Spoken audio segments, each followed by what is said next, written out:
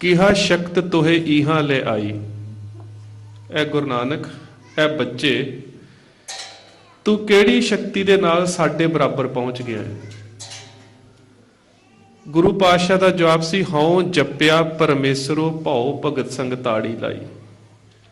ਮੈਂ ਉਸ ਅਕਾਲ ਪੁਰਖ ਦਾ ਸਿਮਰਨ ਕਰਕੇ ਤੁਹਾਡੇ ਬਰਾਬਰ ਹਾਂ। ਦੂਸਰਾ ਸਵਾਲ ਸੀ ਕਿ ਤੇਰਾ ਗੁਰੂ ਕੌਣ ਹੈ? ਕਵਣ ਗੁਰੂ ਕਿਸਕਾ ਤੂੰ ਚੇਲਾ। ਤੇ ਜਵਾਬ ਸੀ, ਸ਼ਬਦ ਗੁਰੂ ਸੁਰਤ ਧੁਨ ਚੇਲਾ। ਬਿਲਕੁਲ ਇਹੀ ਸਵਾਲ ਸਿੱਖਾਂ ਨੇ ਦਸਮ ਪਾਤਸ਼ਾਹ ਸਾਹਿਬ ਸ੍ਰੀ ਗੁਰੂ ਗੋਬਿੰਦ ਸਿੰਘ ਮਹਾਰਾਜ ਨੂੰ ਪੁੱਛਿਆ, ਪਾਤਸ਼ਾਹ ਕਿਸ ਦੇ ਲੜ ਲਾ ਕੇ ਚੱਲੇ ਹੋ? ਤੇ ਦਸਮ ਪਾਤਸ਼ਾਹ ਸਾਹਿਬ ਸ੍ਰੀ ਗੁਰੂ ਗੋਬਿੰਦ ਸਿੰਘ ਮਹਾਰਾਜ ਨੇ ਜਿਹੜਾ ਜਵਾਬ ਦਿੱਤਾ ਸੀ, ਅਸੀਂ ਦੋਹਰੇ ਦੇ ਰੂਪ ਚ ਪੜ੍ਹਦੇ ਹਾਂ, ਆਗਿਆ ਭਈ ਅਕਾਲ ਕੀ ਤਬੇ ਚਲਾਇਓ ਪੰਥ। ਇਹ ਇਸ ਦਾ ਪੰਜਾਬੀ ਰੂਪ ਹੈ। ਪਰ ਜਿਹੜਾ ਦਸਮ ਪਾਤਸ਼ਾਹ ਨੇ ਜਵਾਬ ਦਿੱਤਾ ਸੀ, ਭਾਈ ਸਾਹਿਬ ਭਾਈ ਦੰਦ ਲਾਲ ਦੇ ਰਹਿਤਨਾਮੇ ਚ ਦਰਜ ਹੈ, ਮੇਰਾ ਰੂਪ ਗ੍ਰੰਥ ਜੀ ਜਾਨ, ਇਨਮੈ ਭੇਦ ਨਾਹੀ ਕਿਛ ਮਾਨ, ਜੋ ਸਿੱਖ ਗੁਰ ਦਰਸ਼ਨ ਕੀ ਚਾਹੈ, ਦਰਸ਼ਨ ਕਰੇ ਗ੍ਰੰਥ ਜੀ ਆਹੈ। ਜਿਹੜਾ ਵੀ ਸਿੱਖ ਗੁਰੂ ਦੇ ਦਰਸ਼ਨ ਕਰਨਾ ਚਾਹੁੰਦਾ ਹੈ, ਉਹ ਕੇਵਲ ਤੇ ਕੇਵਲ ਗੁਰੂ ਗ੍ਰੰਥ ਸਾਹਿਬ ਮਹਾਰਾਜ ਦੇ ਦਰਸ਼ਨ ਕਰੇ। ਤੇ ਜਿਹੜੇ ਦਰਸ਼ਨ ਨੇ ਉਹ ਬਾਣੀ ਦੀ ਵਿਚਾਰ ਹੈ। ਕਿਉਂਕਿ ਗੁਰੂ ਪਾਤਸ਼ਾਹ ਨੇ ਇਹ ਵੀ ਕਹਿ ਦਿੱਤਾ ਕਿ ਡਿੱਠੇ ਮੁਕਤ ਨਾ ਹੋਵੇ ਜਿਚਰ ਸ਼ਬਦ ਨਾ ਕਰੇ ਵਿਚਾਰ। ਸੋ ਅਸੀਂ ਸਾਰੇ ਇੱਥੇ ਵਿਚਾਰ ਕਰਨ ਵਾਸਤੇ ਇਕੱਤਰ ਹੋਏ ਹਾਂ। ਕੋਸ਼ਿਸ਼ ਕਰਾਂਗੇ ਕਿ ਗੁਰਬਾਣੀ ਦੇ ਪ੍ਰਮਾਣਾਂ ਦੇ ਨਾਲ ਨਾਲ ਅਸੀਂ ਇਤਿਹਾਸ ਨੂੰ ਵਿਚਾਰੀਏ, ਵਿਚਾਰਦੇ ਆਪਾਂ ਚਿੰਤਨ ਵੀ ਕਰੀਏ। ਗੁਰੂ ਪਾਤਸ਼ਾਹ ਨੇ ਬੜਾ ਸੁੰਦਰ ਫਰਮਾਨ ਕੀਤਾ ਹੈ, ਜਨ ਨਾਨਕ ਬਿਨ ਆਪਾ ਚੀਨੇ ਮਿਟੇ ਨਾ ਭਰਮ ਕੀ ਕਾਈ। ਜਿੰਨਾ ਅਸੀਂ ਆਪਣੇ ਜੀਵਨ ਦਾ ਅਧਿਐਨ ਨਹੀਂ ਕਰਾਂਗੇ, ਆਪਣੇ ਆਪੇ ਦਾ ਅਧਿਐਨ ਨਹੀਂ ਕਰਾਂਗੇ, ਉਹਨਾਂ ਚਿਰ ਭਰਮ ਭੁਲੇਖੇ ਦੂਰ ਨਹੀਂ ਹੋਣਗੇ। ਸੋ ਗੁਰੂ ਦੀ ਗੋਦ ਦੇ ਵਿੱਚ ਬੈਠਣਾ ਕੇਵਲ ਇਹ ਨਹੀਂ ਹੁੰਦਾ ਕਿ ਅਸੀਂ ਮੱਥਾ ਟੇਕ ਲਿਆ ਜਾਂ ਬੈਠ ਗਏ। ਪਾਤਸ਼ਾਹ ਕਹਿੰਦੇ ਕਿ ਇਵੇਂ ਦਾ ਮੱਥਾ ਟੇਕਣਾ ਮੈਨੂੰ ਪ੍ਰਵਾਨ ਨਹੀਂ। ਕੇਵਲ ਅਸੀਂ ਮਾਇਆ ਰੱਖ ਦਈਏ, ਪਾਤਸ਼ਾਹ ਕਹਿੰਦੇ ਵੀ ਪ੍ਰਵਾਨ ਨਹੀਂ। ਕੇਵਲ ਅਸੀਂ ਕਰਮ ਕਰਕੇ ਸੇਵਾ ਕਰ ਲਈਏ, ਪਾਤਸ਼ਾਹ ਕਹਿੰਦੇ ਵੀ ਪ੍ਰਵਾਨ ਨਹੀਂ। ਪਾਤਸ਼ਾਹ ਨੇ ਇੱਕ ਬੜਾ ਸੁੰਦਰ ਪ੍ਰਮਾਣ ਬਰਮਾਣੀ ਚ ਰੱਖਿਆ ਹੈ, ਸੰਮਨ ਜੋ ਇਸ ਪ੍ਰੇਮ ਕੀ ਦਮ ਕਹਿ ਹੋਤੀ ਸਾਠ, ਰਾਵਣ ਹੁੱਤੋ ਸੋ ਰੰਕ ਨਹਿ ਜਿਨ ਸਿਰ ਦੀਨੇ ਕਾਠ। ਜੇਕਰ ਕੇਵਲ ਪਰਮਾਤਮਾ ਪੈਸੇ ਨਾਲ ਰੀਝਦਾ ਹੁੰਦਾ ਤੇ ਰਾਵਣ ਦੇ ਕੋਲ ਸੋਨੇ ਦੀ ਲੰਕਾ ਸੀ। ਜੇਕਰ ਪਰਮਾਤਮਾ ਕੇਵਲ ਤਨ ਦੀ ਸੇਵਾ ਦੇ ਨਾਲ ਰੀਝਦਾ ਹੁੰਦਾ ਤੇ ਰਾਵਣ ਨੇ ਆਪਣੇ ਇਸ਼ਟ ਦੇ ਅੱਗੇ ਸਿਰ ਭੇਟਾ ਕਰ ਦਿੱਤੇ। ਇਹ ਰੀਝਦਾ ਕਿਸ ਤੇ ਹੈ? ਮਨ ਵਿੱਚ ਹੈ ਸਤਿਗੁਰ ਕੇ ਪਾਸ। ਮਨ ਕਰਕੇ ਜਿਹੜੀ ਸੇਵਾ ਹੈ ਸਿੱਖ ਦੀ, ਮਨ ਕਰਕੇ ਗੁਰੂ ਦੇ ਹੁਕਮ ਨੂੰ ਮੰਨਣਾ। ਇਸੇ ਕਰਕੇ ਗੁਰੂ ਪਾਤਸ਼ਾਹ ਨੇ ਕਿਹਾ ਕਿ ਕੇਵਲ ਸਿਰ ਝੁਕਾ ਦੇਣਾ ਪ੍ਰਵਾਨ ਨਹੀਂ, ਕੇਵਲ ਮੱਥਾ ਟੇਕਣਾ ਪ੍ਰਵਾਨ ਨਹੀਂ। ਪ੍ਰਵਾਨ ਉਦੋਂ ਹੈ ਤੁਧਨੋਂ ਨਿਵਣ ਮੰਨਣ ਤੇਰਾ ਨਾਮ। ਉਸ ਦੇ ਅੱਗੇ ਸਿਰ ਝੁਕਾਉਣ ਤੋਂ ਭਾਵ ਹੈ ਕਿ ਉਸ ਦੇ ਹੁਕਮ ਨੂੰ ਮੰਨਣਾ। ਸਾਡੀ ਸਮੱਸਿਆ ਇਹ ਹੈ ਕਿ ਅਸੀਂ ਕੇਵਲ ਤੇ ਕੇਵਲ ਸਰੀਰ ਰੂਪ ਚ ਝੁਕ ਰਹੇ ਹਾਂ, ਮਨ ਕਰਕੇ ਨਹੀਂ ਝੁਕ ਰਹੇ। ਸਾਡੇ ਜੋ ਅਦਬ, ਬਾਣੀ ਦਾ ਸਤਿਕਾਰ, ਇਹ ਸਭ ਕੁਝ ਵਿਖਾਵੇ ਮਾਤਰ ਤੱਕ ਸੀਮਤ ਰਹਿ ਗਿਆ। ਇੱਥੋਂ ਤੱਕ ਕਿ ਜੇ ਅਸੀਂ ਬਾਣੀ ਵੀ ਪੜ੍ਹਦੇ ਹਾਂ, ਵਿਚਾਰ ਖਤਮ ਹੁੰਦਾ ਜਾ ਰਿਹਾ ਹੈ, ਹੰਕਾਰ ਪੈਦਾ ਹੁੰਦਾ ਜਾ ਰਿਹਾ ਹੈ। ਸਾਡੀ ਅਰਦਾਸ ਦੇ ਵਿੱਚ ਵੀ ਦੁਨਿਆਵੀ ਵਸਤਾਂ ਦੀ, ਦਾਤਾਂ ਦੀ ਮੰਗ ਬਹੁਤ ਹੈ, ਦਤਾਰ ਦੇ ਨਾਲ ਪਿਆਰ ਖਤਮ ਹੁੰਦਾ ਜਾ ਰਿਹਾ। ਇਸਲਾਮੀ ਪਰੰਪਰਾ ਦੇ ਵਿੱਚ ਇੱਕ ਛੋਟੀ ਜਿਹੀ ਕਹਾਣੀ ਹੈ, ਉਹ ਤੁਹਾਡੇ ਨਾਲ ਸਾਂਝੀ ਕਰਨ ਤੋਂ ਬਾਅਦ ਆਪਣੇ ਵਿਖਿਆਨ ਨੂੰ ਸ਼ੁਰੂ ਕਰਦਾ ਹਾਂ। ਇਸਲਾਮ ਦੇ ਇੱਕ ਬੜੇ ਮਸ਼ਹੂਰ ਪੈਗੰਬਰ ਹੋਏ ਨੇ ਹਜ਼ਰਤ ਮੂਸਾ। ਜਿਸ ਸ਼ਹਿਰ ਚ ਰਹਿੰਦੇ ਸੀ, ਉਸ ਸ਼ਹਿਰ ਦੇ ਬਾਹਰ-ਬਾਹਰ ਇੱਕ ਗਰੀਬ ਆਜੜੀ ਰਹਿੰਦਾ ਸੀ। ਇੰਨਾ ਗਰੀਬ ਕਿ ਉਹਦੇ ਕੋਲ ਚੰਗਾ ਘਰ ਨਹੀਂ, ਖਾਣ ਨੂੰ ਰੋਟੀ ਨਹੀਂ, ਪਹਿਨਣ ਨੂੰ ਕੱਪੜਾ ਨਹੀਂ। ਕੇਵਲ ਤੇ ਕੇਵਲ 2-4 ਭੇਡਾਂ ਰੱਖੀਆਂ ਨੇ, ਉਹਨਾਂ ਨੂੰ ਚਾਰਦਾ ਹੈ, ਦੁੱਧ ਪੀ ਕੇ ਕੁਛ ਵੇਚ ਕੇ ਰੋਟੀ ਦਾ ਗੁਜ਼ਾਰਾ ਕਰ ਲੈਂਦਾ ਹੈ, ਤੇ ਇੱਕ ਛੋਟੀ ਜਿਹੀ ਛੱਪਰ ਦੇ ਵਿੱਚ, ਝੁੱਗੀ ਦੇ ਵਿੱਚ ਸੌਂ ਜਾਂਦਾ ਹੈ। ਕਿਤੇ ਸੰਭਾਵਤ ਸ਼ਹਿਰ ਆਉਣ ਦਾ ਮੌਕਾ ਮਿਲਿਆ ਤੇ ਮਸਜਿਦ ਦੇ ਅੱਗੋਂ ਦੀ ਲੰਘ ਰਿਹਾ ਸੀ। ਖੜਾ ਹੋ ਗਿਆ, ਮਸਜਿਦ ਦੇ ਸਾਹਮਣੇ ਰੁਕ ਰਿਹਾ, ਕਿਉਂਕਿ ਕੋਈ ਵਾਇਸ ਜਿਹੜਾ ਸੀ ਬੜਾ ਸੁੰਦਰ ਪੜ੍ਹਾ ਰਿਹਾ ਸੀ। ਵਾਇਸ ਕਹਿੰਦੇ ਨੇ ਜਿਹੜਾ ਕੁਰਾਨ ਦੇ ਅਰਥ ਕਰਦਾ ਹੈ। ਵਾਇਸ ਹਾਫਿਜ਼ ਬੜੇ ਸੁੰਦਰਤਾ ਦੇ ਨਾਲ, ਬੜੇ ਪ੍ਰੇਮ ਦੇ ਨਾਲ, ਬੜੇ ਵਜ਼ਨ ਦੇ ਨਾਲ ਕੁਰਾਨ ਦੇ ਅਰਥ ਕਰ ਰਿਹਾ ਸੀ। ਉਹ ਆ ਜਿਹੜੀ ਉੱਥੇ ਰੁਕ ਗਿਆ ਤੇ ਉਹ ਵਾਇਸ ਪੜ੍ਹਾ ਰਿਹਾ ਹੈ ਕਿ ਪਰਮਾਤਮਾ ਲਾ ਸ਼ਰੀਕ ਹੈ, ਪਰਮਾਤਮਾ ਦਾ ਕੋਈ ਸ਼ਰੀਕ ਨਹੀਂ। ਬਿਲਕੁਲ ਹੈ ਵੀ ਸੱਚ। ਤਿਸ ਜੀਵੜ ਹੋਰ ਸ਼ਰੀਕ ਹੋਵੇ ਤਾਂ ਆਖੀਏ, ਉਹਦੇ ਵਰਗਾ ਹੋਰ ਕੋਈ ਹੈ ਹੀ ਨਹੀਂ, ਜਿਹੜਾ ਹੈ ਹੀ ਇੱਕ। ਅਸੀਂ ਹੁਣ ਗੁਰੂ ਗ੍ਰੰਥ ਸਾਹਿਬ ਦੇ ਬਰਾਬਰ ਕਿਸੇ ਨੂੰ ਹੋਰ ਗਿਣ ਹੀ ਨਹੀਂ ਸਕਦੇ। ਲੱਖਾਂ ਗ੍ਰੰਥ ਹੋ ਸਕਦੇ ਨੇ ਦੁਨੀਆ ਤੇ, ਗੁਰੂ ਗ੍ਰੰਥ ਸਾਹਿਬ ਮਹਾਰਾਜ ਦੀ ਬਰਾਬਰੀ ਕੋਈ ਨਹੀਂ ਕਰ ਸਕਦਾ, ਕਿਉਂਕਿ ਤਿਸ ਜੀਵੜ ਹੋਰ ਸ਼ਰੀਕ ਹੋਵੇ ਤਾਂ ਆਖੀਏ। ਫਿਰ ਉਹ ਕਹਿ ਰਿਹਾ ਹੈ ਕਿ ਪਰਮਾਤਮਾ ਲਾ ਮਕਾਮ ਹੈ, ਕਿਸੇ ਜਗ੍ਹਾ ਤੇ ਨਹੀਂ ਹੈ। ਸੱਚਮੁੱਚ ਪਰਮਾਤਮਾ ਕਿਸੇ ਜਗ੍ਹਾ ਤੇ ਨਹੀਂ ਹੈ। ਕਿਉਂ? ਕਿਉਂਕਿ ਹਰ ਜਗ੍ਹਾ ਤੇ ਸਰਬ ਵਿਆਪਕ ਹੈ। ਅਸੀਂ ਕਹਿੰਦੇ ਸਭੇ ਘਟ ਰਾਮ ਬੋਲੇ, ਰਾਮ ਬਿਨਾ ਕੋ ਬੋਲੇ ਰੇ। ਜਿਹੜਾ ਸਾਰੇ ਥਾਵਾਂ ਤੇ ਹੈ ਉਹਦਾ ਇੱਕ ਨਿਵਾਸ ਤਾਂ ਹੋ ਹੀ ਨਹੀਂ ਸਕਦਾ। ਫਿਰ ਉਹ ਕਹਿ ਰਿਹਾ ਕਿ ਪਰਮਾਤਮਾ ਲਾ ਵਾਰਿਸ ਹੈ, ਉਹਦਾ ਵਾਰਿਸ ਕੋਈ ਨਹੀਂ। ਸੱਚਮੁੱਚ ਹੈ ਵੀ ਇਹ ਗੱਲ ਸੱਚੀ ਹੈ, ਕਿਉਂਕਿ ਉਹ ਅਜੂਨੀ ਹੈ, ਉਹ ਸਹਿਭੰਗ ਹੈ, ਉਹ ਸੁੱਤੇ ਸਿੱਧ ਆਪਣੇ ਆਪ ਤੋਂ ਪ੍ਰਕਾਸ਼ਮਾਨ ਹੈ। ਅਸੀਂ ਵੀ ਬਾਣੀ 'ਚ ਕਹਿੰਦੇ ਆ, ਤੂੰ ਮੇਰਾ ਪਿਤਾ, ਤੂੰ ਹੈ ਮੇਰਾ ਮਾਤਾ, ਤੂੰ ਮੇਰਾ ਬੰਧਪ, ਤੂੰ ਮੇਰਾ ਭਰਾਤਾ। ਜਿਹੜਾ ਸਾਰਿਆਂ ਨੂੰ ਪੈਦਾ ਕਰਨ ਵਾਲਾ ਹੈ ਉਹਦਾ ਮਾਂ-ਬਾਪ ਕੋਈ ਨਹੀਂ। ਸੋ ਗੱਲਾਂ ਤੇ ਸਾਰੀਆਂ ਠੀਕ ਨੇ, ਗਰੀਬੀ ਵਾਲੀਆਂ ਗੱਲਾਂ ਨੇ। ਪਰਮਾਤਮਾ ਲਾ ਮਕਾਨ ਵੀ ਹੈ, ਪਰਮਾਤਮਾ ਲਾ ਵਾਰਿਸ ਵੀ ਹੈ, ਪਰਮਾਤਮਾ ਲਾ ਸ਼ਰੀਕ ਵੀ ਹੈ। ਪਰ ਇੰਨੀ ਗੱਲ ਹੀ ਹਿਰਦੇ 'ਚ ਧਾਰ ਲਈ। ਮਾਫ ਕਰਨਾ, ਸਾਨੂੰ ਬਹੁਤ ਸਮਾਂ ਹੋ ਗਿਆ ਹੈ ਕੀਰਤਨ ਸਮਾਗਮਾਂ ਦੇ ਵਿੱਚ, ਗੁਰਮਤਿ ਸਮਾਗਮਾਂ ਦੇ ਵਿੱਚ ਆਉਂਦਿਆਂ ਨੂੰ, ਸੁਣਦਿਆਂ ਨੂੰ, ਵਿਚਾਰਿਆ ਨਹੀਂ, ਇਸ ਕਰਕੇ ਹਿਰਦੇ 'ਚ ਧਾਰਿਆ ਵੀ ਕੁਛ ਨਹੀਂ। ਉਸਨੇ ਇੱਕੋ ਹੀ ਗੱਲ ਸੁਣੀ ਹੈ, ਹਿਰਦੇ ਦੇ ਵਿੱਚ ਵਸਾ ਲਈ। ਹੁਣ ਚਲਾ ਗਿਆ ਸ਼ਹਿਰ ਤੋਂ ਵਾਪਸ ਆਪਣੀ ਝੌਂਪੜੀ ਦੇ ਵਿੱਚ, ਤੇ ਬਾਹਰ ਬੈਠਾ ਹੈ, ਅੱਖਾਂ 'ਚ ਹੰਝੂ ਨੇ, ਬੜੇ ਵਜ਼ਨ ਦੇ ਵਿੱਚ, ਬਹੁਤ ਹੀ ਵਜ਼ਨ ਦੇ ਵਿੱਚ। ਕਹਿੰਦਾ ਹੈ, ਖੁਦਾ ਮੈਨੂੰ ਤੇ ਪਤਾ ਹੀ ਨਹੀਂ ਸੀ ਤੇਰਾ ਘਰ ਨਹੀਂ ਹੈਗਾ, ਤੂੰ ਲਾ ਮਕਾਮ ਹੈ। ਐ ਖੁਦਾ ਮੈਨੂੰ ਤੇ ਪਤਾ ਹੀ ਨਹੀਂ ਸੀ ਤੇਰਾ ਮਾਂ ਪਿਓ ਨਹੀਂ ਹੈਗਾ। ਸੱਚ ਜਾਣੀ ਮੈਨੂੰ ਪਤਾ ਯਤੀਮਾਂ ਦੇ ਦੁੱਖ ਕੀ ਹੁੰਦੇ ਨੇ, ਮਾਂ ਪਿਓ ਮੇਰਾ ਵੀ ਨਹੀਂ ਹੈਗਾ। ਐ ਖੁਦਾ ਮੈਨੂੰ ਤੇ ਅੱਜ ਪਤਾ ਲੱਗਾ ਤੂੰ ਲਾ ਵਾਰਿਸ ਹੈ, ਤੂੰ ਲਾ ਸ਼ਰੀਕ ਹੈ, ਤੇਰਾ ਤੇ ਸ਼ਰੀਕਾ ਬਰਾਦਰੀ ਵੀ ਕੋਈ ਨਹੀਂ, ਤੂੰ ਕੱਲਾ ਕਿਵੇਂ ਦਿਨ ਕੱਟਦਾ ਹੋਵੇਗਾ। ਐ ਖੁਦਾ ਤੂੰ ਤੇ ਮੇਰੇ ਤੋਂ ਵੀ ਗਰੀਬ ਹੈ, ਇਸ ਕਰਕੇ ਤੂੰ ਮੇਰੇ ਕੋ ਆ ਜਾ। ਤੇਰਾ ਕੋਈ ਨਹੀਂ ਹੈ ਨਾ ਐ ਖੁਦਾ, ਤੇਰਾ ਮੈਂ ਹੈਗਾ। ਤੈਨੂੰ ਕੋਈ ਰੋਟੀ ਨਹੀਂ ਦਿੰਦਾ, ਤੈਨੂੰ ਮੈਂ ਰੋਟੀ ਦੇਵਾਂਗਾ। ਤੇਰਾ ਮਾਂ ਪਿਓ ਨਹੀਂ ਹੈ, ਤੈਨੂੰ ਦੁੱਧ ਮੈਂ ਪਿਆਉਂਗਾ। ਤੇਰਾ ਕੋਈ ਸ਼ਰੀਕ ਨਹੀਂ ਹੈ, ਤੇਰੇ ਕੱਪੜੇ ਮੈਂ ਧੋਊਂਗਾ। ਜਦੋਂ ਇਹ ਗੱਲਾਂ ਕਰ ਰਿਹਾ ਸੀ ਨਾ, ਇਸਲਾਮ ਦਾ ਬੜਾ ਮਸ਼ਹੂਰ ਪੈਗੰਬਰ ਹਜ਼ਰਤ ਮੂਸਾ ਲਾਗੋਂ ਦੀ ਲੰਘ ਰਿਹਾ ਸੀ। ਖੜਾ ਹੋ ਕੇ ਸੁਣਦਾ ਰਿਹਾ, ਬਹੁਤ ਚਿਰ ਸੁਣਦਾ ਰਿਹਾ, ਤੇ ਗੁੱਸਾ ਆ ਗਿਆ ਕਿ ਇੱਕ ਮੈਲਾ ਕੁਚੈਲਾ ਆ ਜਿਹੜੀ ਖੁਦਾ ਨੂੰ ਕਹਿ ਰਿਹਾ ਕਿ ਤੈਨੂੰ ਰੋਟੀ ਮੈਂ ਦਊਂਗਾ। ਥੱਪੜ ਮਾਰ ਦਿੱਤਾ। ਆ ਜਿਹੜੀ ਤਾਂ ਰੋਣ ਲੱਗ ਗਿਆ ਵਿਚਾਰਾ, ਤੇ ਹਜ਼ਰਤ ਮੂਸਾ ਆਪਣੇ ਘਰ ਚਲਾ ਗਿਆ। ਜਦੋਂ ਘਰ ਜਾ ਕੇ ਖੁਦਾ ਦੀ ਬੰਦਗੀ ਦੇ ਵਿੱਚ ਬੈਠਾ ਨਾ, ਤੇ ਮਨ ਨਾ ਲੱਗੇ, ਬੜਾ ਚਿਰ ਮਨ ਨਾ ਲੱਗਾ। ਅਖੀਰ ਇੱਕ ਖੁਦਾ ਦੀ ਆਵਾਜ਼ ਆਈ, ਤੈਂ ਬਰਾਇਓ ਵਸਲ ਕਰਦਮ ਆਮਦੀ, ਨਹਿ ਬਰਾਇਓ ਫਸਲ ਕਰਦਮ ਆਮਦੀ। ਐ ਮੂਸਾ, ਮੈਂ ਤੇ ਤੈਨੂੰ ਲੋਕਾਂ ਨੂੰ ਜੋੜਨ ਵਾਸਤੇ ਭੇਜਿਆ ਸੀ, ਵਸਲ ਦੇ ਵਾਸਤੇ। ਅੱਜ ਤੂੰ ਇੱਕ ਜੁੜੇ ਹੋਏ ਨੂੰ ਤੋੜ ਕੇ ਆਇਆ। ਮੂਸਾ ਨੇ ਜਾ ਕੇ ਉਸਕੋ ਮਾਫੀ ਮੰਗੀ। ਭਾਵ ਕੀ ਕਿ ਪਰਮਾਤਮਾ ਗੋਬਿੰਦ ਭਾਓ ਭਗਤ ਕਾ ਭੁੱਖਾ। ਉਹ ਸਾਡੇ ਸ਼ਬਦਾਂ ਦਾ ਭੁੱਖਾ ਨਹੀਂ ਹੈ, ਉਹ ਸਾਡੀ ਤਾਰੀਫ ਦਾ ਭੁੱਖਾ ਨਹੀਂ ਹੈ।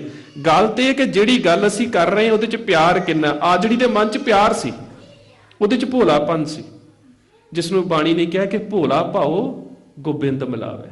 ਉਹਦੇ ਕੋਲ ਉਹ ਸੀ, ਤੇ ਹਜ਼ਰਤ ਮੂਸਾ ਦੇ ਕੋਲ ਚੰਗੇ ਸ਼ਬਦ ਸੀ, ਤੇ ਖੁਦਾ ਨੇ ਹੀ ਸੋਝੀ ਦੇ ਦਿੱਤੀ ਕਿ ਸੰਸਾਰ ਨੂੰ ਜੋੜਨ ਵਾਸਤੇ ਆਏ ਹੋ, ਤੁਸੀਂ ਤੋੜਨ ਵਾਸਤੇ ਨਹੀਂ ਆਏ। ਸਿੱਖ ਦਾ ਮਿਲਾਪ ਕਿਹਦੇ ਨਾਲ? ਜਿਹੜਾ ਅਸੀਂ ਰੋਜ਼ ਹੀ ਅਰਦਾਸ ਦੇ ਵਿੱਚ ਪੜ੍ਹਦੇ ਹਾਂ ਕਿ ਸਭ ਸਿੱਖਨ ਕੋ ਹੁਕਮ ਹੈ, ਗੁਰੂ ਮਾਨਿਓ ਗ੍ਰੰਥ, ਗੁਰੂ ਗ੍ਰੰਥ ਜੀ ਮਾਨਿਓ ਪ੍ਰਗਟ ਗੁਰਾਂ ਕੀ ਦੇਹ। ਜੇ ਕਿਤੇ ਸਾਨੂੰ ਇਸ ਸ਼ਬਦ ਦੀ ਸੋਝੀ ਪੈ ਜਾਵੇ, ਤੇ ਜਿੰਨੀਆਂ ਵੀ ਸਾਡੇ ਗੁਰਮਤਿ ਵਿਚਾਰ ਦੇ ਵਿੱਚ ਆਈਆਂ ਦੁਬਿਧਾਵਾਂ ਨੇ ਉਹ ਖਤਮ ਹੋ ਜਾਂਦੀਆਂ ਨੇ। ਗੱਲ ਇੱਕ ਛੋਟੀ ਜੀ ਗੱਲ ਹੈ, ਜੇ ਉਹਦੀ ਸੋਝੀ ਪੈ ਜਾਵੇ, ਉਹ ਹੈ ਪ੍ਰਗਟ। ਗੱਲ ਬੜੀ ਛੋਟੀ ਹੈ। ਸਾਹਿਬ ਸ੍ਰੀ ਗੁਰੂ ਨਾਨਕ ਦੇਵ ਜੀ ਮਹਾਰਾਜ ਸੰਸਾਰ ਦੇ ਵਿੱਚ ਆਉਂਦੇ ਨੇ ਤੇ ਭਾਈ ਸਾਹਿਬ ਭਾਈ ਗੁਰਦਾਸ ਇੱਕ ਸ਼ਬਦ ਵਰਤਦੇ ਨੇ, ਸਤਿਗੁਰ ਨਾਨਕ ਪ੍ਰਗਟਿਆ ਮਿੱਟੀ ਧੁੰਦ ਜਗ ਚਾਨਣ ਹੋਆ। ਸ਼ਬਦ ਜਨਮ ਨਹੀਂ ਵਰਤਿਆ। ਜੇ ਇੱਥੇ ਸ਼ਬਦ ਹੁੰਦਾ ਜਨਮਿਆ, ਸਤਿਗੁਰ ਨਾਨਕ ਜਨਮਿਆ, ਤੇ ਜਿਹੜੀ ਕਾਵਕ ਰੂਪ ਦੇ ਵਿੱਚ ਕੋਈ ਸਮਤੋਲ ਤੇ ਮਾੜਾ ਅਸਰ ਨਹੀਂ ਪੈਂਦਾ, ਪਰ ਉਹਨਾਂ ਨੇ ਜਨਮ ਸ਼ਬਦ ਨਹੀਂ ਵਰਤਿਆ। ਕਾਰਨ ਕੀ ਕਿ ਜੇ ਜਨਮ ਹੈ ਤੇ ਫਿਰ ਮੌਤ ਹੈ। ਹੁਣ ਗੁਰੂ ਨਾਨਕ ਸਾਹਿਬ ਹੈ ਕਿ ਭੱਟ ਸਾਹਿਬਾਨ ਕਹਿੰਦੇ ਨੇ, ਆਪ ਨਾਰਾਇਣ ਕਲਾ ਧਾਰ ਜਗ ਮਹਿ ਪਰਵਰਿਓ, ਨਿਰੰਕਾਰ ਆਕਾਰ ਜੋਤ ਜਗ ਮੰਡਲ ਕਰਿਓ।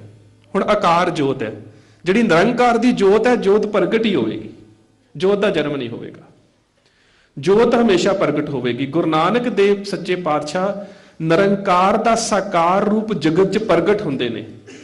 ਇਸੇ ਕਰਕੇ ਜਾਮੇ ਬਦਲਦੇ ਨੇ, ਜੋਤ ਉਹੀ ਰਹਿੰਦੀ ਹੈ ਜਿਹਨੂੰ ਭੱਟ ਸਾਹਿਬਾਨ ਕਹਿੰਦੇ ਨੇ, ਜੋਤ ਊਹਾ ਜੁਗਤ ਸਾਏ ਸਹਿਕਾਇਆ ਫੇਰ ਪਲਟੀਏ। ਜੋਤ ਉਹੀ ਹੈ, ਜਾਮੇ ਬਦਲਦੇ ਜਾ ਰਹੇ ਨੇ। ਔਰ ਦੁਨੀਆ ਦੇ ਇਤਿਹਾਸ ਦੀ ਇਹ ਵਿਲੱਖਣ ਘਟਨਾ ਹੈ ਕਿ ਗੁਰੂ ਪਾਤਸ਼ਾਹ ਨੇ ਜਿਸ ਵੇਲੇ ਭਾਈ ਲਹਿਣੇ ਨੂੰ ਅੰਗਦ ਬਣਾਇਆ ਹੈ, ਉਦੋਂ ਵੀ ਜੋਤ ਹੀ ਬਦਲੀ ਹੈ। ਉਹ ਜੋਤ ਹੀ ਕਨਵਰਟ ਹੋਈ ਹੈ, ਟਰਾਂਸਫਾਰਮੇਸ਼ਨ ਜੋਤ ਦੀ ਹੋਈ ਹੈ। ਥਾਪਿਆ ਲਹਿਣਾ ਜੀਵਦੇ ਗੋਰੇ ਆਈ ਸਿਰ ਛਤਰ ਫਰਾਇਆ। ਆਪਣੇ ਜੀਂਦੇ ਜੀ, ਜੇ ਹੁਣ ਜਾਮਾ ਸਰੀਰ ਗੁਰੂ ਹੋਵੇ ਤੇ ਗੁਰੂ ਨਾਨਕ ਦੇਵ ਸੱਚੇ ਪਾਤਸ਼ਾਹ ਗੁਰੂ ਅੰਗਦ ਸਾਹਿਬ ਦੇ ਸਮੇਂ ਜਿਉਂਦੇ ਜੀ ਸੰਸਾਰ 'ਚ ਰਹੇ ਨੇ, ਪਰ ਨਹੀਂ, ਗੁਰੂ ਕੀ ਹੈ? ਜੋਤ। ਗੁਰੂ ਨਾਨਕ ਸੱਚੇ ਪਾਤਸ਼ਾਹ ਨੇ ਆਪਣੇ ਜਿਉਂਦੇ ਜੀ ਹੀ ਆਪਣੇ ਸਰੀਰਕ ਜਾਮੇ 'ਚ ਹੁੰਦਿਆਂ ਹੀ ਲਹਿਣੇ ਨੂੰ ਗੁਰੂ ਬਣਾ ਦਿੱਤਾ। ਅੰਗਦ ਆਪ ਸੰਗਤ 'ਚ ਬੈਠ ਕੇ ਸਿੱਖ ਗੁਰੂ, ਗੁਰੂ ਸਿੱਖ ਹੈ, ਸਿੱਖ ਨੂੰ ਗੁਰੂ ਬਣਾ ਦਿੱਤਾ। ਇਹਦਾ ਮਤਲਬ ਗੁਰੂ ਜੋਤ ਹੈ, ਨਾ ਕਿ ਸਰੀਰ। ਉਸ ਤੋਂ ਅੱਗੇ ਪੰਚਮ ਪਾਤਸ਼ਾਹ, ਜਦੋਂ ਉਹਨਾਂ ਦੀ ਜੋਤ ਛੇਵੇਂ ਪਾਤਸ਼ਾਹ 'ਚ ਵਿਸਥਾਪਿਤ ਹੁੰਦੀ ਹੈ, ਭਾਈ ਸਾਹਿਬ ਭਾਈ ਗੁਰਦਾਸ ਲਿਖਦੇ ਨੇ, ਪੰਜ ਪਿਆਲੇ ਪੰਜ ਪੀਰ ਛਠਮ ਪੀਰ ਬੈਠਾ ਗੁਰ ਭਾਰੀ, ਦਲ ਭੰਜਨ ਗੁਰ ਸੂਰਮਾ ਵਟ ਜੋਦਾ ਬਹੁ ਪਰਉਪਕਾਰੀ, ਚੱਲੀ ਪੀੜੀ ਸੋਢੀਆਂ ਰੂਪ ਦਿਖਾਵਣ ਵਾਰੋ ਵਾਰੀ। ਅਗਲੀ ਗੱਲ ਹੈ, ਅਰਜਨ ਕਾਇਆ ਪਲਟ ਕੇ, ਪਲਟਿਆ ਸਰੀਰ ਜਾ ਰਿਹਾ, ਮੂਰਤ ਹਰ ਗੋਬਿੰਦ ਸਵਾਰੀ, ਜਾ ਜੋਤ ਰਹੀ ਹੈ। ਅਰਜਨ ਕਾਇਆ ਪਲਟ ਕੇ ਮੂਰਤ ਹਰ ਗੋਬਿੰਦ ਸਵਾਰੀ। ਸੋ ਫਿਰ ਜੋਤ ਹੀ ਦੂਸਰੇ ਜਾਮੇ 'ਚ ਜਾ ਰਹੀ ਹੈ। ਤੇ ਜਦੋਂ ਇਸ ਜੋਤ ਦਾ ਅੰਤਮ, ਜਿਸ ਨੂੰ ਅਸੀਂ ਕਹਿੰਦੇ ਹਾਂ ਜ਼ਲਾਲੀ ਰੂਪ, ਦਸਮ ਪਾਤਸ਼ਾਹ 'ਚ ਜਾ ਰਿਹਾ, ਉਦੋਂ ਫਿਰ ਜਨਮ ਸ਼ਬਦ ਨਹੀਂ ਹੈਗਾ, ਉਦੋਂ ਵੀ ਜਨਮ ਸ਼ਬਦ ਨਹੀਂ ਹੈ। ਭਾਈ ਸਾਹਿਬ ਭਾਈ ਗੁਰਦਾਸ ਦੂਸਰੇ ਕਹਿ ਰਹੇ ਨੇ, ਪ੍ਰਾਨ ਰੂਪ ਪਰਮਾਤਮਾ ਪਰਖੋਤਮ ਪੂਰਾ, ਵਾਹ ਪ੍ਰਗਟਿਓ ਪੁਰਖ ਭਗਵੰਤ ਰੂਪ ਗੁਰੂ ਗੋਬਿੰਦ ਸੂਰਾ। ਫਿਰ ਪ੍ਰਗਟਿਓ, ਪ੍ਰਗਟਿਓ ਪੁਰਖ ਭਗਵੰਤ ਰੂਪ। ਇਹਦਾ ਮਤਲਬ ਜੋਤ ਜਿਹੜੀ ਹੈ ਹੁਣ ਆਪਣੇ 10ਵੇਂ ਜਾਮੇ 'ਚ ਪ੍ਰਗਟ ਹੋਈ ਹੈ। ਉਸ ਪ੍ਰਗਟੀ ਹੋਈ ਜੋਤ ਨੇ ਆਪਣੇ ਲਾੜ ਫਿਰ ਨਹੀਂ ਲਾਇਆ। ਫਿਰ ਉਸ ਜੋਤ ਨੇ ਸਰੀਰ ਨੂੰ ਤੇ ਸ਼ਬਦ ਨੂੰ ਇਕੱਠਾ ਕਰਨਾ, ਜਿਹਨੂੰ ਜੋਤ ਤੇ ਜੁਗਤ ਦਾ ਸਿਧਾਂਤ ਕਹਿੰਦੇ ਨੇ। ਉਸ ਸਰੀਰ ਨੇ ਖਾਲਸੇ ਨੂੰ ਗੁਰੂ ਪੰਥ ਦੇ ਰੂਪ 'ਚ ਸਿਰਜ ਕੇ ਕਿਹਾ, ਖਾਲਸਾ ਅਕਾਲ ਪੁਰਖ ਕੀ ਫੌਜ, ਪ੍ਰਗਟਿਓ ਖਾਲਸਾ ਪਰਮਾਤਮ ਕੀ ਮੌਜ। ਫਿਰ ਪ੍ਰਗਟ ਹੋ ਰਿਹਾ, ਕਿਉਂਕਿ ਗੁਰੂ ਦੀ ਸਰੀਰਕ ਜੋਤ ਹੈ, ਖਾਲਸਾ ਪ੍ਰਗਟ ਹੋ ਰਿਹਾ। ਤੇ ਪ੍ਰਗਟ ਹੋਏ ਖਾਲਸੇ ਨੂੰ ਲੜ ਕਿਹਦੇ ਲਾਇਆ ਜਾ ਰਿਹਾ ਹੈ? ਗੁਰੂ ਗ੍ਰੰਥ ਜੀ ਮਾਨਿਓ ਪ੍ਰਗਟ ਗੁਰਾਂ ਕੀ ਦੇ। ਸੋ ਗੁਰੂ ਨਾਨਕ ਸੱਚੇ ਪਾਤਸ਼ਾਹ ਦੇ ਪ੍ਰਗਟ ਹੋਣ ਤੋਂ ਲੈ ਕੇ ਗੁਰੂ ਗ੍ਰੰਥ ਸਾਹਿਬ ਮਹਾਰਾਜ ਦੇ ਸ਼ਬਦ ਰੂਪ 'ਚ ਪ੍ਰਗਟ ਹੋਣ ਤੱਕ ਇਹ ਜੋਤ ਦਾ ਵਿਸਥਾਪਨ ਹੈ। ਜੇ ਕਿਤੇ ਸਾਨੂੰ ਇੰਨੀ ਕੁ ਸੋਝੀ ਪੈ ਜਾਵੇ ਨਾ ਕਿ ਗੁਰੂ ਵੀ ਪ੍ਰਗਟ ਹੋਇਆ, ਜੋਤ ਪ੍ਰਗਟ ਹੀ ਹੁੰਦੀ ਹੈ, ਜੋਤ ਕਦੀ ਵੀ ਨਾਸ਼ਵਾਨ ਨਹੀਂ ਹੁੰਦੀ, ਜਿਸ ਤਰ੍ਹਾਂ ਸ਼ਬਦ ਕਦੀ ਵੀ ਖਤਮ ਨਹੀਂ ਹੋ ਸਕਦਾ, ਤੇ ਫਿਰ ਅਸੀਂ ਇਹਨਾਂ ਦੇਹਧਾਰੀਆਂ ਤੋਂ, ਪਖੰਡੀਆਂ ਤੋਂ ਮੁਕਤੀ ਲੈ ਸਕਦੇ ਹਾਂ, ਇਹਨਾਂ ਤੋਂ ਮੁਕਤ ਹੋ ਸਕਦੇ ਹਾਂ, ਜੇ ਸਾਨੂੰ ਇੰਨੀ ਕੁ ਸੋਝੀ ਪੈ ਜਾਵੇ ਕਿ ਜੋਤ ਤੇ ਜੁਗਤ ਦਾ ਸਿਧਾਂਤ ਕੀ ਹੈ। ਖਾਲਸਾ ਜੁਗਤ ਹੈ, ਪੰਥ ਜੁਗਤ ਹੈ, ਗ੍ਰੰਥ ਜੋਤ ਹੈ, ਤੇ ਜੋਤ ਤੇ ਜੁਗਤ ਦਾ ਇਕੱਤਰ ਹੋਣਾ ਜਿਹੜਾ ਉਹੀ ਜਿਹਨੂੰ ਅਸੀਂ ਕਹਿੰਦੇ ਇਕਸਾਰ ਲਗਾਤਾਰ ਵਿਕਾਸ ਦੀ ਪ੍ਰਕਿਰਿਆ ਹੈ। ਖਾਲਸਾ ਪੰਥ ਦਾ ਵਿਕਾਸ ਉਨਾ ਚਿਰ ਹੀ ਹੋ ਸਕਦਾ ਹੈ ਜਿੰਨਾ ਚਿਰ ਖਾਲਸਾ ਪੰਥ ਗੁਰੂ ਗ੍ਰੰਥ ਸਾਹਿਬ ਮਹਾਰਾਜ ਦੀ ਜੋਤ ਦੇ ਨਾਲ ਜੁੜਿਆ ਹੋਇਆ, ਨਹੀਂ ਤੇ ਅਸੀਂ ਦੁਬਿਧਾ ਦਾ ਸ਼ਿਕਾਰ ਹਾਂ। ਉਸ ਵਿਕਾਸ ਦੇ ਵਿੱਚ ਖਲੀਲ ਜਬਰਾਨ ਕਹਿੰਦਾ ਕਿ ਮਨੁੱਖਤਾ ਦਾ ਵਿਕਾਸ ਤੇ ਮਨੁੱਖਤਾ ਦਾ ਅਧਿਐਨ ਤੇ ਮਨੁੱਖਤਾ ਦਾ ਸੁਭਾਅ, ਮਨੁੱਖਤਾ ਦਾ ਚਲਨ ਤੇ ਮਨੁੱਖਤਾ ਦੀ ਦ੍ਰਿਸ਼ਟਤਾ ਜਿਹੜੀ ਹੈ, ਤਿੰਨ ਚੀਜ਼ਾਂ ਤੇ ਮੁਨੱਸਰ ਹੈ। ਉਹ ਕਹਿੰਦਾ ਗੁਫਤਾਰ, ਰਫਤਾਰ ਔਰ ਦਸਤਾਰ। ਤਿੰਨ ਚੀਜ਼ਾਂ ਦੇ ਉੱਪਰ। ਮਨੁੱਖ ਦੀ ਦਸਤਾਰ ਕਿਵੇਂ ਦੀ ਹੈ, ਮਨੁੱਖ ਦੀ ਗੱਲਬਾਤ ਕਿਵੇਂ ਦੀ ਹੈ, ਮਨੁੱਖ ਦੀ ਚਾਲ ਕਿਵੇਂ ਦੀ ਹੈ। ਜਦੋਂ ਅਸੀਂ ਆਪਣੇ ਸਿੱਖ ਜੀਵਨ ਜਾਂਚ 'ਚ ਵੇਖਦੇ ਹਾਂ, ਇੱਕ ਚੀਜ਼ ਹੋਰ ਆ ਜਾਂਦੀ ਹੈ, ਉਹ ਹੈ ਸੱਚ ਉਰੇ ਸਭ ਕੋ ਊਪਰ ਸੱਚ ਆਚਾਰ। ਸਿੱਖ ਜੀਵਨ ਜਾਂਚ 'ਚ ਆ ਜਾਂਦਾ ਹੈ ਕਿਰਦਾਰ, ਦਸਤਾਰ, ਰਫਤਾਰ ਤੇ ਗੁਫਤਾਰ। ਔਰ ਜਿੰਨਾ ਵੀ ਸਾਡਾ ਸੰਘਰਸ਼ ਹੈ, ਇਹਨਾਂ ਚਾਰ ਹੀ ਚੀਜ਼ਾਂ ਦੇ ਉੱਪਰ ਟਿਕਿਆ ਹੋਇਆ, ਇਹਨਾਂ ਚਾਰ ਚੀਜ਼ਾਂ ਦੇ ਉੱਪਰ ਟਿਕਿਆ ਹੋਇਆ। ਜਿਸ ਕਿਰਦਾਰ ਦੀ ਗੱਲ ਕੀਤੀ ਹੈ, ਜੇਕਰ ਉਸ ਕਿਰਦਾਰ ਦੇ ਵਿੱਚ ਨਿਰੰਕਾਰ ਦੀ ਵਿਚਾਰ ਨਹੀਂ ਹੋਵੇਗੀ, ਮਨੁੱਖ ਕਰਮਕਾਂਡੀ ਹੋ ਜਾਵੇਗਾ। ਫਿਰ ਮਨੁੱਖ ਬਿਲਕੁਲ ਕਰਮਕਾਂਡੀ ਹੋ ਜਾਵੇਗਾ। ਜੇਕਰ ਜੀਵਨ ਦੇ ਵਿੱਚ ਸ਼ਬਦ ਦੀ ਵਿਚਾਰ ਨਹੀਂ ਹੈ, ਮਨੁੱਖ ਕਰਮਕਾਂਡੀ। ਗੁਰੂ ਨਾਨਕ ਸੱਚੇ ਪਾਤਸ਼ਾਹ ਜਿਸ ਵੇਲੇ ਪਹਿਲਾ ਪ੍ਰਚਾਰਕ ਦੌਰਾ ਆਰੰਭ ਕੀਤਾ, ਲਾਹੌਰ ਪਹੁੰਚੇ। ਪਤਾ ਲੱਗਾ ਇੱਕ ਦੁਨੀ ਚੰਦ ਨਾਂ ਦਾ ਸੇਠ ਆਪਣੇ ਪਿਤਾ ਦੇ ਸਰਾਧ ਕਰ ਰਿਹਾ। ਸਰਾਧ, ਜਦੋਂ ਅਸੀਂ ਬ੍ਰਹਮਨਿਸਟਿਕ ਜਿਹੜੇ ਗ੍ਰੰਥ ਨੇ, ਵਿਪਰਵਾਦੀ ਗ੍ਰੰਥ, ਉਹਨਾਂ ਦੇ ਵਿੱਚ ਚਾਰ ਤਰ੍ਹਾਂ ਦੇ ਸਰਾਧ ਨੇ। ਪਾਰਵਣ ਸ਼ਰਾਧ, ਨਿਤਿਆ ਸ਼ਰਾਧ, ਕੁਸ਼ਿਆ ਸ਼ਰਾਧ, ਮਹਾਲਿਆ ਸ਼ਰਾਧ। ਇਹ ਚਾਰ ਸ਼ਰਾਧ ਨੇ। ਪਤਾ ਲੱਗਾ ਕਿ ਦੁਨੀ ਚੰਦ ਆਪਣੇ ਪਿਤਾ ਦੇ ਸਰਾਧ ਕਰ ਰਿਹਾ। ਗੁਰੂ ਨਾਨਕ ਸੱਚੇ ਪਾਤਸ਼ਾਹ ਦੇ ਕੋਲ ਗਏ, ਪੁੱਛਿਆ ਜਾ ਕੇ, ਦੁਨੀ ਚੰਦ ਕੀ ਕਰ ਰਿਹਾ ਹੈ? ਪਾਤਸ਼ਾਹ, ਮਹਾਤਮਾ ਜੀਓ ਸਰਾਧ ਕਰ ਰਹੇ ਹਨ। ਕਿਉਂ? ਕਿਉਂਕਿ ਮੇਰਾ ਕੁਲ ਗੁਰੂ, ਮੇਰਾ ਕੁਲ ਪ੍ਰੋਹਿਤ, ਮੇਰਾ ਕੁਲ ਪੰਡਤ ਕਹਿ ਰਿਹਾ ਹੈ ਕਿ ਸਰਾਧਾਂ ਦੇ ਦਿਨਾਂ ਦੇ ਵਿੱਚ ਦਿੱਤਾ ਹੋਇਆ ਦਾਨ ਤੇਰੇ ਪਿਤਰਾਂ ਤੱਕ ਪਹੁੰਚ ਜਾਵੇਗਾ। ਇਹ ਗੁਰੂ ਪੁਰਾਣ ਦੇ ਵਿੱਚ ਹੈ। ਜਿਹੜਾ ਗੁਰੂ ਪੁਰਾਣ ਹੈ, ਉਹ ਇਸ ਗੱਲ ਨੂੰ ਮੰਨਦਾ ਹੈ ਕਿ ਮਨੁੱਖ ਦੀ ਮੌਤ ਤੋਂ ਬਾਅਦ ਪਿੱਤਰ ਲੋਕ ਦੇ, ਸਵਰਗਾਂ ਦੇ ਜਾਂ ਨਰਕਾਂ ਦੇ ਦਰਵਾਜ਼ੇ 13 ਮਹੀਨੇ ਖੁੱਲੇ ਰਹਿੰਦੇ ਨੇ, ਤੇ ਉਹਨਾਂ 13 ਮਹੀਨਿਆਂ ਦੇ ਵਿੱਚ ਤੁਸੀਂ ਜੋ ਵੀ ਬਜ਼ੁਰਗਾਂ ਵਾਸਤੇ ਉੱਪਰ ਭੇਜਣਾ ਭੇਜ ਸਕਦੇ ਹੋ। ਇਸੇ ਕਰਕੇ ਅਸੀਂ ਸਾਲ ਤੋਂ ਪਹਿਲਾਂ ਵਰੀਣੇ ਦੇ ਭੋਗ ਦੀ ਰਸਮ ਸ਼ੁਰੂ ਕਰ ਲਈ ਹੈ ਸਿੱਖਾਂ ਨੇ ਵੀ। ਅਸੀਂ ਵੀ ਅੱਧੇ ਕੁ ਬ੍ਰਾਹਮਣਵਾਦੀ ਹੁੰਦੇ ਜਾ ਰਹੇ ਕਿ ਸਾਲ ਤੋਂ ਪਹਿਲਾਂ ਪਹਿਲਾਂ ਜਿੰਨੀਆਂ ਕੁ ਚੀਜ਼ਾਂ ਦਾਨ ਕਰਨੀਆਂ ਭੇਜ ਦਿਓ, ਬਾਅਦ ਚ ਦਰਵਾਜ਼ੇ ਬੰਦ ਹੋ ਜਾਣੇ। ਇਹ ਸਾਡੀ ਰਸਮ ਨਹੀਂ ਸੀ। ਸਾਨੂੰ ਤਾਂ ਗੁਰੂ ਪਾਤਸ਼ਾਹ ਨੇ ਕਹਿਤਾ, ਜੀਵਤ ਪਿੱਤਰ ਨਾ ਮਾਨੇ ਕਉ, ਮੋਏ ਸਰਾਧ ਕਰਾਹੀ, ਪਿੱਤਰ ਵੀ ਬਪਰੇ ਕਹਾ ਕੋ ਪਾਵੈ, ਕਊਆ ਕੂਕਰ ਖਾਹੀ। ਸਾਨੂੰ ਤੇ ਗੁਰੂ ਪਾਤਸ਼ਾਹ ਨੇ ਕਹਿ ਦਿੱਤਾ ਕਿ ਜੇ ਸਰਾਧ ਕਰਨੇ ਆ ਤਾਂ ਜੀਂਦੇ ਮਾਂ ਪਿਓ ਦੇ ਕਰੋ, ਜੀਂਦਿਆਂ ਦੀ ਸੇਵਾ ਕਰੋ, ਜੀਂਦਿਆਂ ਦੇ ਮੂੰਹ 'ਚ ਰੋਟੀ ਪਾਓ, ਉਹਨਾਂ ਦੇ ਮੂੰਹ 'ਚ ਪਾਣੀ ਪਾਓ। ਮਰਨ ਤੋਂ ਬਾਅਦ ਲੰਗਰ ਲਾਉਣ ਦਾ ਕੀ ਫਾਇਦਾ? ਪਿੱਤਰ ਵੀ ਬਪਰੇ ਕਹਾ ਕਿਉ ਪਾਵੇ, ਜਿਉਂਦਿਆਂ ਪਾਣੀ ਨਹੀਂ ਸੁੱਟਦੇ, ਮਰਨ ਤੋਂ ਬਾਅਦ ਉੱਤੋਂ ਦੀ ਗਿਰੀਆਂ ਛੁਹਾਰੇ ਵੀ ਸੁੱਟਦੇ ਆ। ਤੇ ਗੁਰਬਾਣੀ ਕਹਿ ਰਹੀ ਕਊਆ ਕੂਕਰ ਖਾਹੀ, ਕਾਂ ਖਾ ਜਾਂਦੇ ਨੇ, ਕੁੱਤੇ ਖਾ ਜਾਂਦੇ ਨੇ, ਮਨੁੱਖ ਤੱਕ ਕੁਛ ਨਹੀਂ ਪਹੁੰਚਦਾ। ਤੇ ਗੁਰੂ ਨਾਨਕ ਦੇਵ ਸੱਚੇ ਪਾਤਸ਼ਾਹ ਪਹੁੰਚਦੇ ਨਹੀਂ ਪੈਂਦੇ ਨੇ, ਦੁਨੀ ਚੰਦ ਕੀ ਸੱਚਮੁੱਚ ਇਹ ਵਸਤਾਂ ਉੱਪਰ ਪਹੁੰਚ ਜਾਣਗੀਆਂ? ਹਾਂ ਪਾਤਸ਼ਾਹ, ਕਿਉਂ ਨਹੀਂ? ਸਾਡੇ ਪੰਡਤ ਜੀ ਕਹਿ ਰਹੇ ਨੇ, ਮੰਤਰੀ ਇਹੋ ਜਿਹੇ ਮਾਰਨੇ ਨੇ, ਪਹੁੰਚ ਜਾਣੀਆਂ ਨੇ ਉੱਪਰ। ਪਾਤਸ਼ਾਹ ਨੇ ਆਪਣੇ ਬਗਲ ਚੋਂ ਕੱਢ ਕੇ ਇੱਕ ਸੂਈ ਦੇ ਦਿੱਤੀ। ਦੁਨੀ ਚੰਦ, ਜਿਸ ਪੰਡਤ ਨੇ ਸਰਾਧਾਂ ਦੀ ਤੇਰੀ ਰਸਮ ਕਰਨੀ ਹੈ ਨਾ ਪਿਤਾ ਦੀ, ਜਿੱਥੇ ਉਹਨੇ ਇੰਨੇ ਬਰਤਨ ਬਸਤਰ ਤੇਰੇ ਪਿਤਾ ਵਾਸਤੇ, ਖੀਰ ਕੜਾਹ ਉੱਪਰ ਭੇਜਣਾ ਹੈ ਨਾ, ਉੱਥੇ ਉਹਨੂੰ ਕਹੀਂ ਇੱਕ ਸੂਈ ਵੀ ਮੇਰੀ ਉੱਪਰ ਭੇਜ ਦੇਵੇ। ਪਾਤਸ਼ਾਹ ਤਾਂ ਇਹ ਕਹਿ ਕੇ ਭਾਈ ਮਰਦਾਨੇ ਨੂੰ ਕਹਿ ਕੇ ਬਾਹਰ ਚਲੇ ਗਏ। ਲਾਹੌਰ ਸ਼ਹਿਰ ਦੇ ਬਾਹਰ ਜਾ ਕੇ ਡੇਰਾ ਕੀਤਾ। ਤੇ ਜਦੋਂ ਪੰਡਤ ਜੀ ਨੇ ਛਕਿਆ ਪ੍ਰਸ਼ਾਦਾ, ਤੇ ਜਦੋਂ ਦੇਣ ਲੱਗੇ ਮਹਾਮੁਕਤੀ ਮੰਤਰ, ਦੁਨੀ ਚੰਦ ਨੂੰ ਕਿਹਾ ਕਿ ਮੇਰੇ ਪਿੱਛੇ ਪਿੱਛੇ ਪੜ ਮੰਤਰ, ਤੇ ਦੁਨੀ ਚੰਦ ਨੇ ਕੱਢ ਕੇ ਅੱਗੇ ਸੂਈ ਰੱਖ ਦਿੱਤੀ। ਪੰਡਤ ਜੀ, ਮੇਰੇ ਘਰ ਇੱਕ ਮਹਾਤਮਾ ਆਏ ਸੀ, ਉਹ ਆ ਸੂਈ ਦੇ ਗਏ ਨੇ, ਤੇ ਕਹਿੰਦੇ ਸੀ ਕਿ ਇਹ ਸੂਈ ਉੱਪਰ ਪਹੁੰਚਾ ਦਿਓ ਤੁਸੀਂ ਪਿੱਤਰ ਲੋਕ 'ਚ, ਮੈਂ ਆਪੇ ਜਾ ਕੇ ਲੈ ਲੂੰਗਾ। ਤੇ ਹੁਣ ਪੰਡਤ ਜੀ ਦਾ ਰੰਗ ਪੀਲਾ ਪੈ ਗਿਆ ਕਿ ਸੂਈ ਉੱਪਰ ਕਿਸ ਤਰ੍ਹਾਂ ਭੇਜਣੀ ਹੈ। ਨਹੀਂ ਦੁਨੀ ਚੰਦ, ਸੂਈ ਤੇ ਉੱਪਰ ਨਹੀਂ ਜਾ ਸਕਦੀ।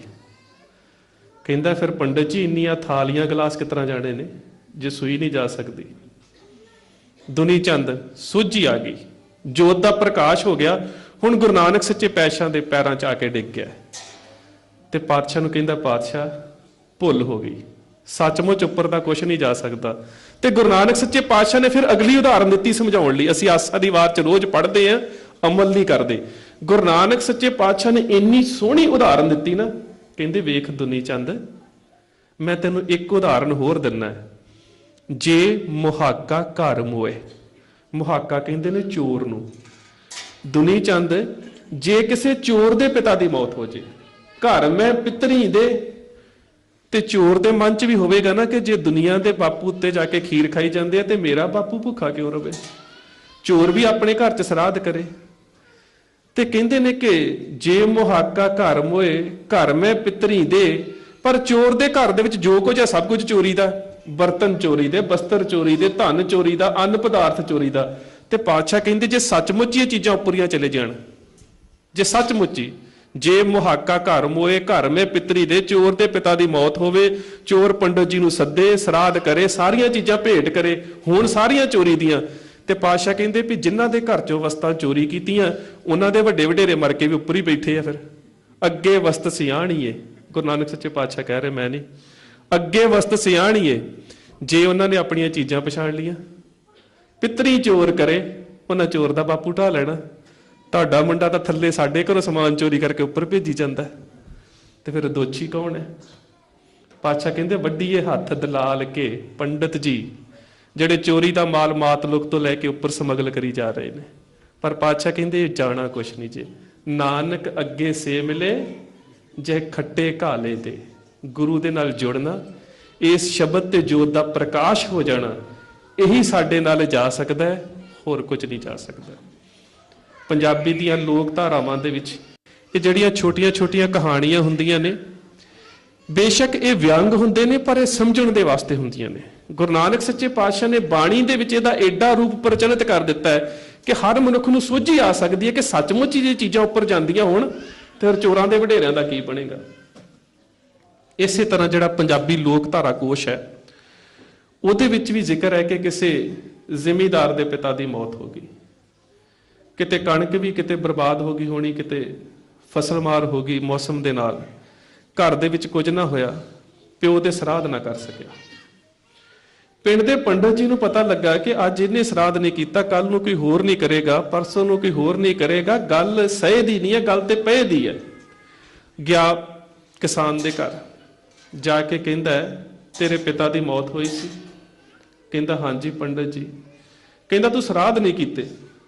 ਕਹਿੰਦਾ ਹਾਂਜੀ ਪੰਡਤ ਜੀ ਮੈਂ ਨਹੀਂ ਕਰ ਸਕਿਆ। ਕਹਿੰਦਾ ਫਿਰ ਤੇਰਾ ਬਾਪੂ ਤਾਂ ਪਿੱਤਰ ਲੋਕ 'ਚ ਭੁੱਖਾ ਬੈਠਾ ਹੈ, ਤੇ ਉਹ ਰੋਜ਼ ਮੈਨੂੰ ਆ ਕੇ ਸੁਪਨੇ 'ਚ ਕਹਿੰਦਾ ਹੈ ਕਿ ਮੇਰੇ ਪਿਓ ਨੂੰ ਕਹਿ, ਪੁੱਤ ਨੂੰ ਕਹਿ ਸਰਾਧ ਕਰਾਵੇ, ਮੈਂ ਤੇ ਭੁੱਖਾ ਬੈਠਾ। ਪੰਡਤ ਜੀ ਵਿਚਾਰਿਆਂ ਨੇ ਡਰਾ ਦਿੱਤਾ ਕਿਸਾਨ ਨੂੰ, ਤੇ ਉਹ ਵਿਚਾਰਾ ਡਰ ਗਿਆ। ਮਾੜੇ ਮੋਟੇ ਕਿਸੇ ਕੋ ਪੈਸੇ ਉਧਾਰ ਫੜ ਕੇ ਕਹਿੰਦਾ ਪੈਸੇ ਕਿੰਨੇ ਕੁ ਲੱਗਣੇ ਨੇ? ਪੰਡਤ ਜੀ ਕਹਿੰਦੇ 200 ਰੁਪਇਆ ਲੱਗਣਾ। ਕਹਿੰਦਾ ਕਿ ਇੰਨੇ ਤਾਂ ਮੇਰੇ ਘਰ ਹੈ ਨਹੀਂ, ਚੱਲ ਇਸ ਤਰ੍ਹਾਂ ਕਰ 100 ਰੁਪਏ ਦਾ ਇੰਤਜ਼ਾਮ ਕਰ ਲਾ, ਅਸੀਂ ਥੋੜਾ ਜਿਹਾ ਛੋਟਾ ਸਰਾਧ ਕਰ ਲਾਂਗੇ। ਪੰਡਤ ਜੀ ਮੇਰੇ ਕੋਲ ਤਾਂ ਇੰਨੇ ਵੀ ਹੈ ਨਹੀਂ, ਤੇਰੇ ਕੋਲ ਕਿੰਨੇ ਨੇ? ਕਹਿੰਦਾ ਸਾਡੇ ਘਰ ਤਾਂ 20-25 ਰੁਪਏ ਆ। ਕਹਿੰਦੇ ਉਹੋ ਹੀ ਲੈ ਆ, ਸ਼ਰਾਧੀ ਕਰ ਲਾਂਗੇ, ਅਸੀਂ ਹੋਰ ਛੋਟੀ ਕਰ ਲਾਂਗੇ। ਵਿਚਾਰਾ ਬਹਿ ਗਿਆ ਕਿਸਾਨ ਸਾਹਮਣੇ, ਘਰ ਵਾਲੀ ਨੇ ਖੀਰ ਕੜਾਹ ਬਣਾ ਦਿੱਤਾ ਪੰਡਤ ਜੀ ਨੂੰ ਖਾਣ ਦੇ ਵਾਸਤੇ। ਇਹ ਵੀ ਸਾਡੇ 'ਚ ਇੱਕ ਰਸਮ ਹੀ ਆ, ਬਾਪੂ ਭਾਵੇਂ ਸ਼ੂਗਰ ਨਾਲ ਮਰਿਆ ਹੋਵੇ, ਅਸੀਂ ਕੜਾਹ ਜ਼ਰੂਰ ਖਵਾਉਨੇ ਪੰਡਤਾਂ ਨੂੰ, ਉੱਤੇ ਜਾ ਕੇ ਵਿਚਾਰਾ ਤੰਗ ਹੁੰਦਾ ਰਵੇ। ਇਹ ਵੀ ਸਾਡੇ 'ਚ ਇੱਕ ਰਸਮ ਹੀ ਆ। ਜਾ ਕੇ ਪੰਡਤ ਜੀ ਦੇ ਸਾਹਮਣੇ ਵਿਚਾਰਾ ਕਿਸਾਨ ਬੈਠ ਗਿਆ ਤੇ ਕਹਿੰਦਾ ਪੰਡਤ ਜੀ ਕਰਨਾ ਕੀ ਹੈ? ਕਹਿੰਦਾ ਕਰਨਾ ਕੁਛ ਨਹੀਂ, ਜੋ ਮੈਂ ਕਹਿਣਾ ਤੂੰ ਮੇਰੇ ਪਿੱਛੇ ਪਿੱਛੇ ਕਹਿਣਾ। ਮਹਾਮੁਕਤੀ ਮੰਤਰ ਦੇਣ ਲੱਗ ਗਿਆ। ਸਾਹਮਣੇ ਚੌਂਕੜਾ ਮਾਰ ਕੇ ਬੈਠ ਗਿਆ ਤੇ ਪੰਡਤ ਜੀ ਕਹਿੰਦੇ ਕਹਿ ਓਮ। ਅੱਗੋਂ ਜੱਟ ਵੀ ਕਹਿੰਦਾ ਕਹਿ ਓਮ। ਕਹਿੰਦਾ ਤੂੰ ਸਿਰਫ ਓਮ ਕਹਿਣਾ, ਤੂੰ ਕਹਿ ਨਹੀਂ ਕਹਿਣਾ। ਅੱਗੋਂ ਵੀ ਕਹਿੰਦਾ ਪੰਡਤਾ ਤੂੰ ਸਿਰਫ ਓਮ ਕਹਿਣਾ ਹੈ, ਕਹਿ ਨਹੀਂ ਕਹਿਣਾ, ਕਿਉਂਕਿ ਆਪੇ ਤੇ ਕਹਿ ਬੈਠਾ ਸੀ ਮੇਰੇ ਪਿੱਛੇ ਪਿੱਛੇ ਸਭ ਕੁਝ ਕਹਿਣਾ। ਉਹ ਪੰਡਤ ਫਿਰ ਕਹਿੰਦਾ ਯਾਰ ਤੂੰ ਕਮਲਾਤ ਨਹੀਂ ਹੋ ਗਿਆ? ਅੱਗੋਂ ਵੀ ਕਹਿੰਦਾ ਪੰਡਤਾ ਤੂੰ ਕਮਲਾਤ ਨਹੀਂ ਹੋ ਗਿਆ? ਕਿਤੇ ਥੋੜਾ ਜਿਹਾ ਗੁੱਸਾ ਚੜ ਗਿਆ। ਪੰਡਤ ਕਹਿੰਦਾ ਤੂੰ ਤੇ ਬਿਲਕੁਲ ਹੀ ਮੂਰਖ ਹੈ। ਅੱਗੋਂ ਜੱਟ ਵੀ ਕਹਿੰਦਾ ਪੰਡਤਾ ਤੂੰ ਵੀ ਮੂਰਖ ਹੈ। ਪੰਡਤ ਨੂੰ ਕਿਤੇ ਖਿੱਚ ਚੜੀ, ਉਹਨੇ ਇੱਕ ਥੱਪੜ ਮਾਰਤਾ, ਜੱਟ ਨੇ ਅੱਗੋਂ 2 ਮਾਰਤੇ। ਵੀ ਇਹ ਵੀ ਸ਼ਾਇਦ ਸ਼ਰਾਧਾਂ ਦੀ ਕਿਰਿਆ ਹੀ ਹੈ। ਫਿਰ ਕਦੀ ਪੰਡਤ ਜੀ ਉੱਪਰ ਤੇ ਕਦੀ ਜੱਟ ਉੱਪਰ। ਜਦੋਂ ਪੰਡਤ ਜੀ ਦੇ ਹੋਣ ਲੱਗੇ ਸਵਾਸ ਪੂਰੇ, ਕਹਿੰਦੇ ਬੱਸ ਕਰ। ਤੇ ਅੱਗੋਂ ਜੱਟ ਹੱਥ ਜੋੜ ਕੇ ਕਹਿੰਦਾ ਪੰਡਤ ਜੀ ਸ਼ਰਾਧ ਹੋ ਗਏ ਨੇ। ਕਹਿੰਦਾ ਸ਼ੁਕਰ ਕਰ ਸ਼ਰਾਧੀ ਸੀ, ਜੇ ਸ਼ਰਾਧ ਹੁੰਦੇ ਫਿਰ ਪਤਾ ਨਹੀਂ ਕੀ ਬਣਨਾ ਸੀ। ਸ਼ੁਕਰ ਕਰ ਸ਼ਰਾਧੀ ਸੀ। ਸੋ ਸਾਡੇ ਵਿੱਚ ਵਿਚਾਰ ਦੀ ਪ੍ਰਕਿਰਿਆ ਖਤਮ ਹੋ ਗਈ, ਕਰਮਕਾਂਡ ਨੇ ਜਨਮ ਲੈ ਲਿਆ। ਜਿੱਦਾਂ ਚਿਰ ਵਿਚਾਰ ਦੀ ਪ੍ਰਕਿਰਿਆ ਜਨਮ ਨਹੀਂ ਲਵੇਗੀ, ਉਹਨਾਂ ਚਿਰ ਕੌਮੀਅਤ ਦੇ ਵਿੱਚੋਂ ਕਰਮਕਾਂਡ ਨਹੀਂ ਜਾ ਸਕਦੇ। ਸੋ ਕਿਰਦਾਰ ਕੌਮ ਦਾ ਉਦੋਂ ਜਨਮ ਲੈਂਦਾ ਹੈ। ਗੁਰੂ ਨਾਨਕ ਸੱਚੇ ਪਾਤਸ਼ਾਹ ਨੇ ਪਹਿਲਾਂ ਕਰਮਕਾਂਡ ਦਾ ਖੰਡਨ ਕੀਤਾ, ਫਿਰ ਕੌਮੀ ਕਿਰਦਾਰ ਦੀ ਗੱਲ ਕੀਤੀ ਹੈ। ਸੱਚੋ ਉਰੋ ਸਭ ਕੋ, ਪਹਿਲਾਂ ਉਹਨਾਂ ਨੇ ਇਹ ਦੱਸ ਦਿੱਤਾ ਕਿ ਸਭ ਕੁਝ ਸੱਚ ਤੋਂ ਥੱਲੇ ਹੈ। ਤੇ ਸੱਚ ਕੀ ਹੈ? ਸੱਚ ਸਭਨਾ ਹੋਏ ਦਾਰੂ ਪਾਪ ਕੱਢੇ ਤੋਏ। ਸ਼ਬਦ ਸੱਚ ਹੈ, ਸਭ ਕੁਝ ਸੱਚ ਤੋਂ ਥੱਲੇ ਹੈ, ਪਰ ਇਸ ਸੱਚ ਦੇ ਉੱਪਰ ਤੁਰਨ ਦੇ ਵਾਸਤੇ ਕਿਰਦਾਰ ਦੀ ਲੋੜ ਹੈ। ਗੁਰੂ ਨਾਨਕ ਦੇਵ ਸੱਚੇ ਪਾਤਸ਼ਾਹ ਜਿਸ ਵੇਲੇ ਸ਼੍ਰੀ ਲੰਕਾ ਗਏ ਨੇ, ਪੁਰਾਤਨ ਜਨਮ ਸਾਖੀਆਂ 'ਚ ਉਸ ਸਮੇਂ ਇਸ ਨੂੰ ਸੰਗਲਾ ਦੀਪ ਆਖਿਆ ਜਾਂਦਾ ਸੀ। ਉੱਥੇ ਗਏ, ਉੱਥੋਂ ਦਾ ਰਾਜਾ ਸ਼ਿਵਨਾਭ ਅਜੇ ਗੁਰੂ ਨਾਨਕ ਸਾਹਿਬ ਨੂੰ ਮਿਲਿਆ ਨਹੀਂ ਸੀ, ਪਰ ਗੁਰੂ ਨਾਨਕ ਸਾਹਿਬ ਦਾ ਸਿੱਖ ਬਣ ਚੁੱਕਾ ਸੀ। ਅਜੇ ਮਿਲਿਆ ਨਹੀਂ ਸੀ। ਸਿੱਖ ਕਿਵੇਂ ਬਣ ਗਿਆ? ਜਦੋਂ ਗੁਰੂ ਨਾਨਕ ਦੇਵ ਜੀ ਸੁਲਤਾਨਪੁਰ ਲੋਧੀ ਰਹੇ ਨੇ, ਤੇ ਜਿਹੜਾ ਸੁਲਤਾਨਪੁਰ ਲੋਧੀ ਹੈ ਇਹ ਕੋਈ ਐਵੇਂ ਜੀ ਜਗ੍ਹਾ ਨਹੀਂ ਸੀ।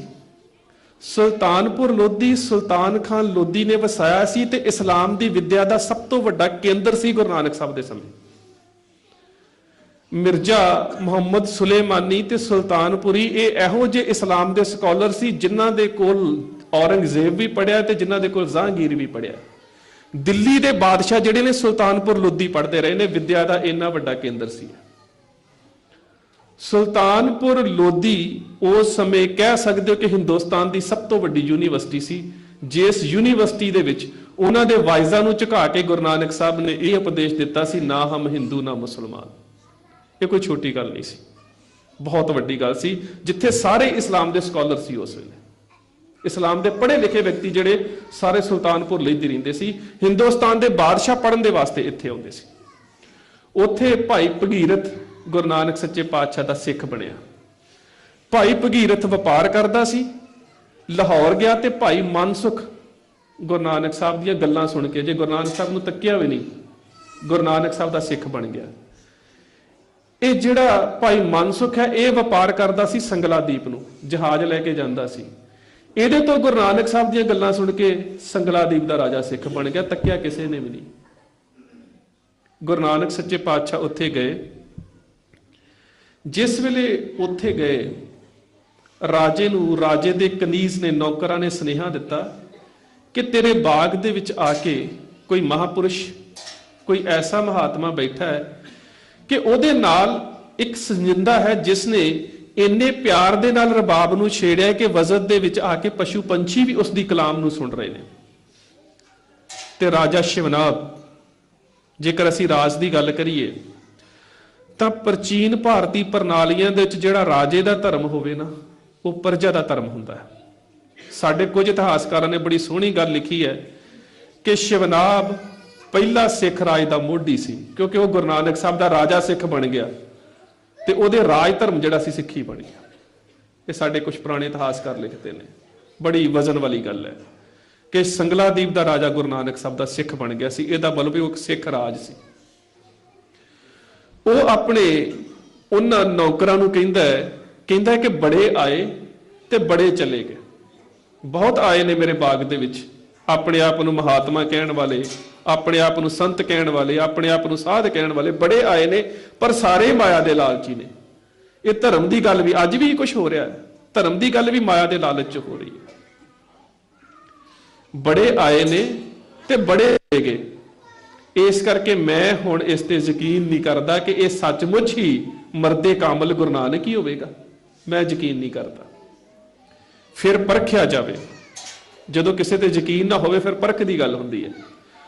ਉਸਨੇ ਆਪਣੇ ਰਾਜ ਦੇ ਵਿੱਚੋਂ ਬੜੀਆਂ ਸੁੰਦਰ ਔਰਤਾਂ ਨੂੰ ਬੜੇ ਕੀਮਤੀ ਗਹਿਣੇ ਪਵਾ ਕੇ ਤੋਰ ਦਿੱਤਾ ਕਿ ਜਾਓ, ਜਾ ਕੇ ਵੇਖੋ ਤੇ ਸਹੀ, ਇਹਨੂੰ ਪਰਖੋ ਤੇ ਸਹੀ ਕਿ ਜਵਾਨ ਉਮਰ ਦੇ ਵਿੱਚ ਸਾਧੂ ਇਹਦਾ ਅਖਲਾਕ ਕਿਵੇਂ ਦਾ ਹੈ।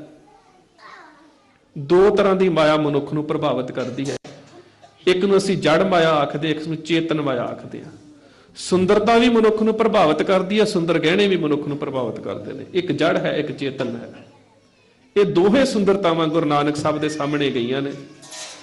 ਪਾਤਸ਼ਾਹ ਆਪਣੀ ਉਸ ਖੁਦਾਈ ਕਲਾਮ ਦੇ ਵਿੱਚ ਲੀਨ ਨੇ।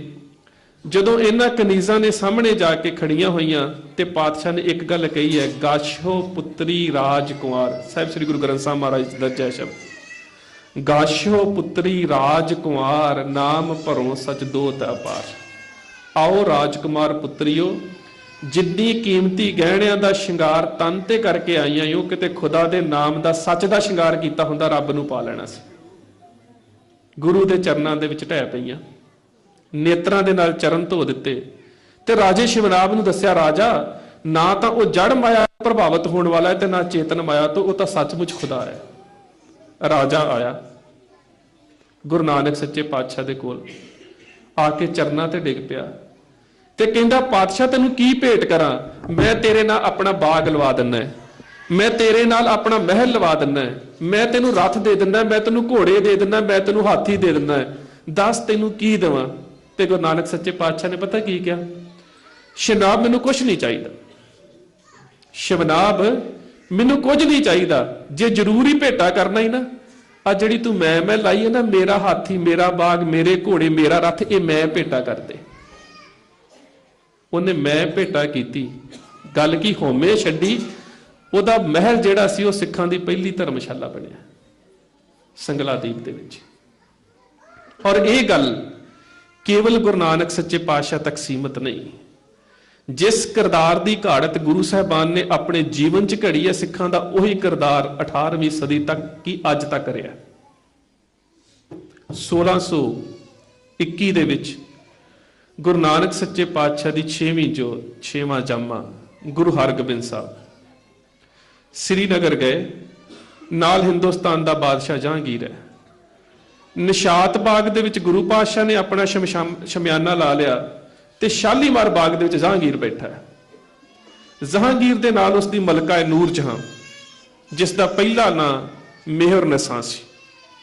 ਜਦੋਂ ਛੇਵੇਂ ਪਾਤਸ਼ਾਹ ਨੇ ਅਕਾਲ ਤਖਤ ਸਾਹਿਬ ਨੂੰ ਪ੍ਰਗਟ ਕੀਤਾ ਸੀ ਨਾ, ਮੈਂ ਦਸਤਾਰ ਦੀ ਗੱਲ ਤੇ ਆਉਣਾ ਹੈ, ਅਜੇ ਇੱਕ ਕਿਰਦਾਰ ਦੀ ਗੱਲ ਕਰ ਰਹੇ ਹਾਂ, ਉਸ ਤੋਂ ਬਾਅਦ ਦਸਤਾਰ ਦੀ ਕਰਦੇ ਹਾਂ।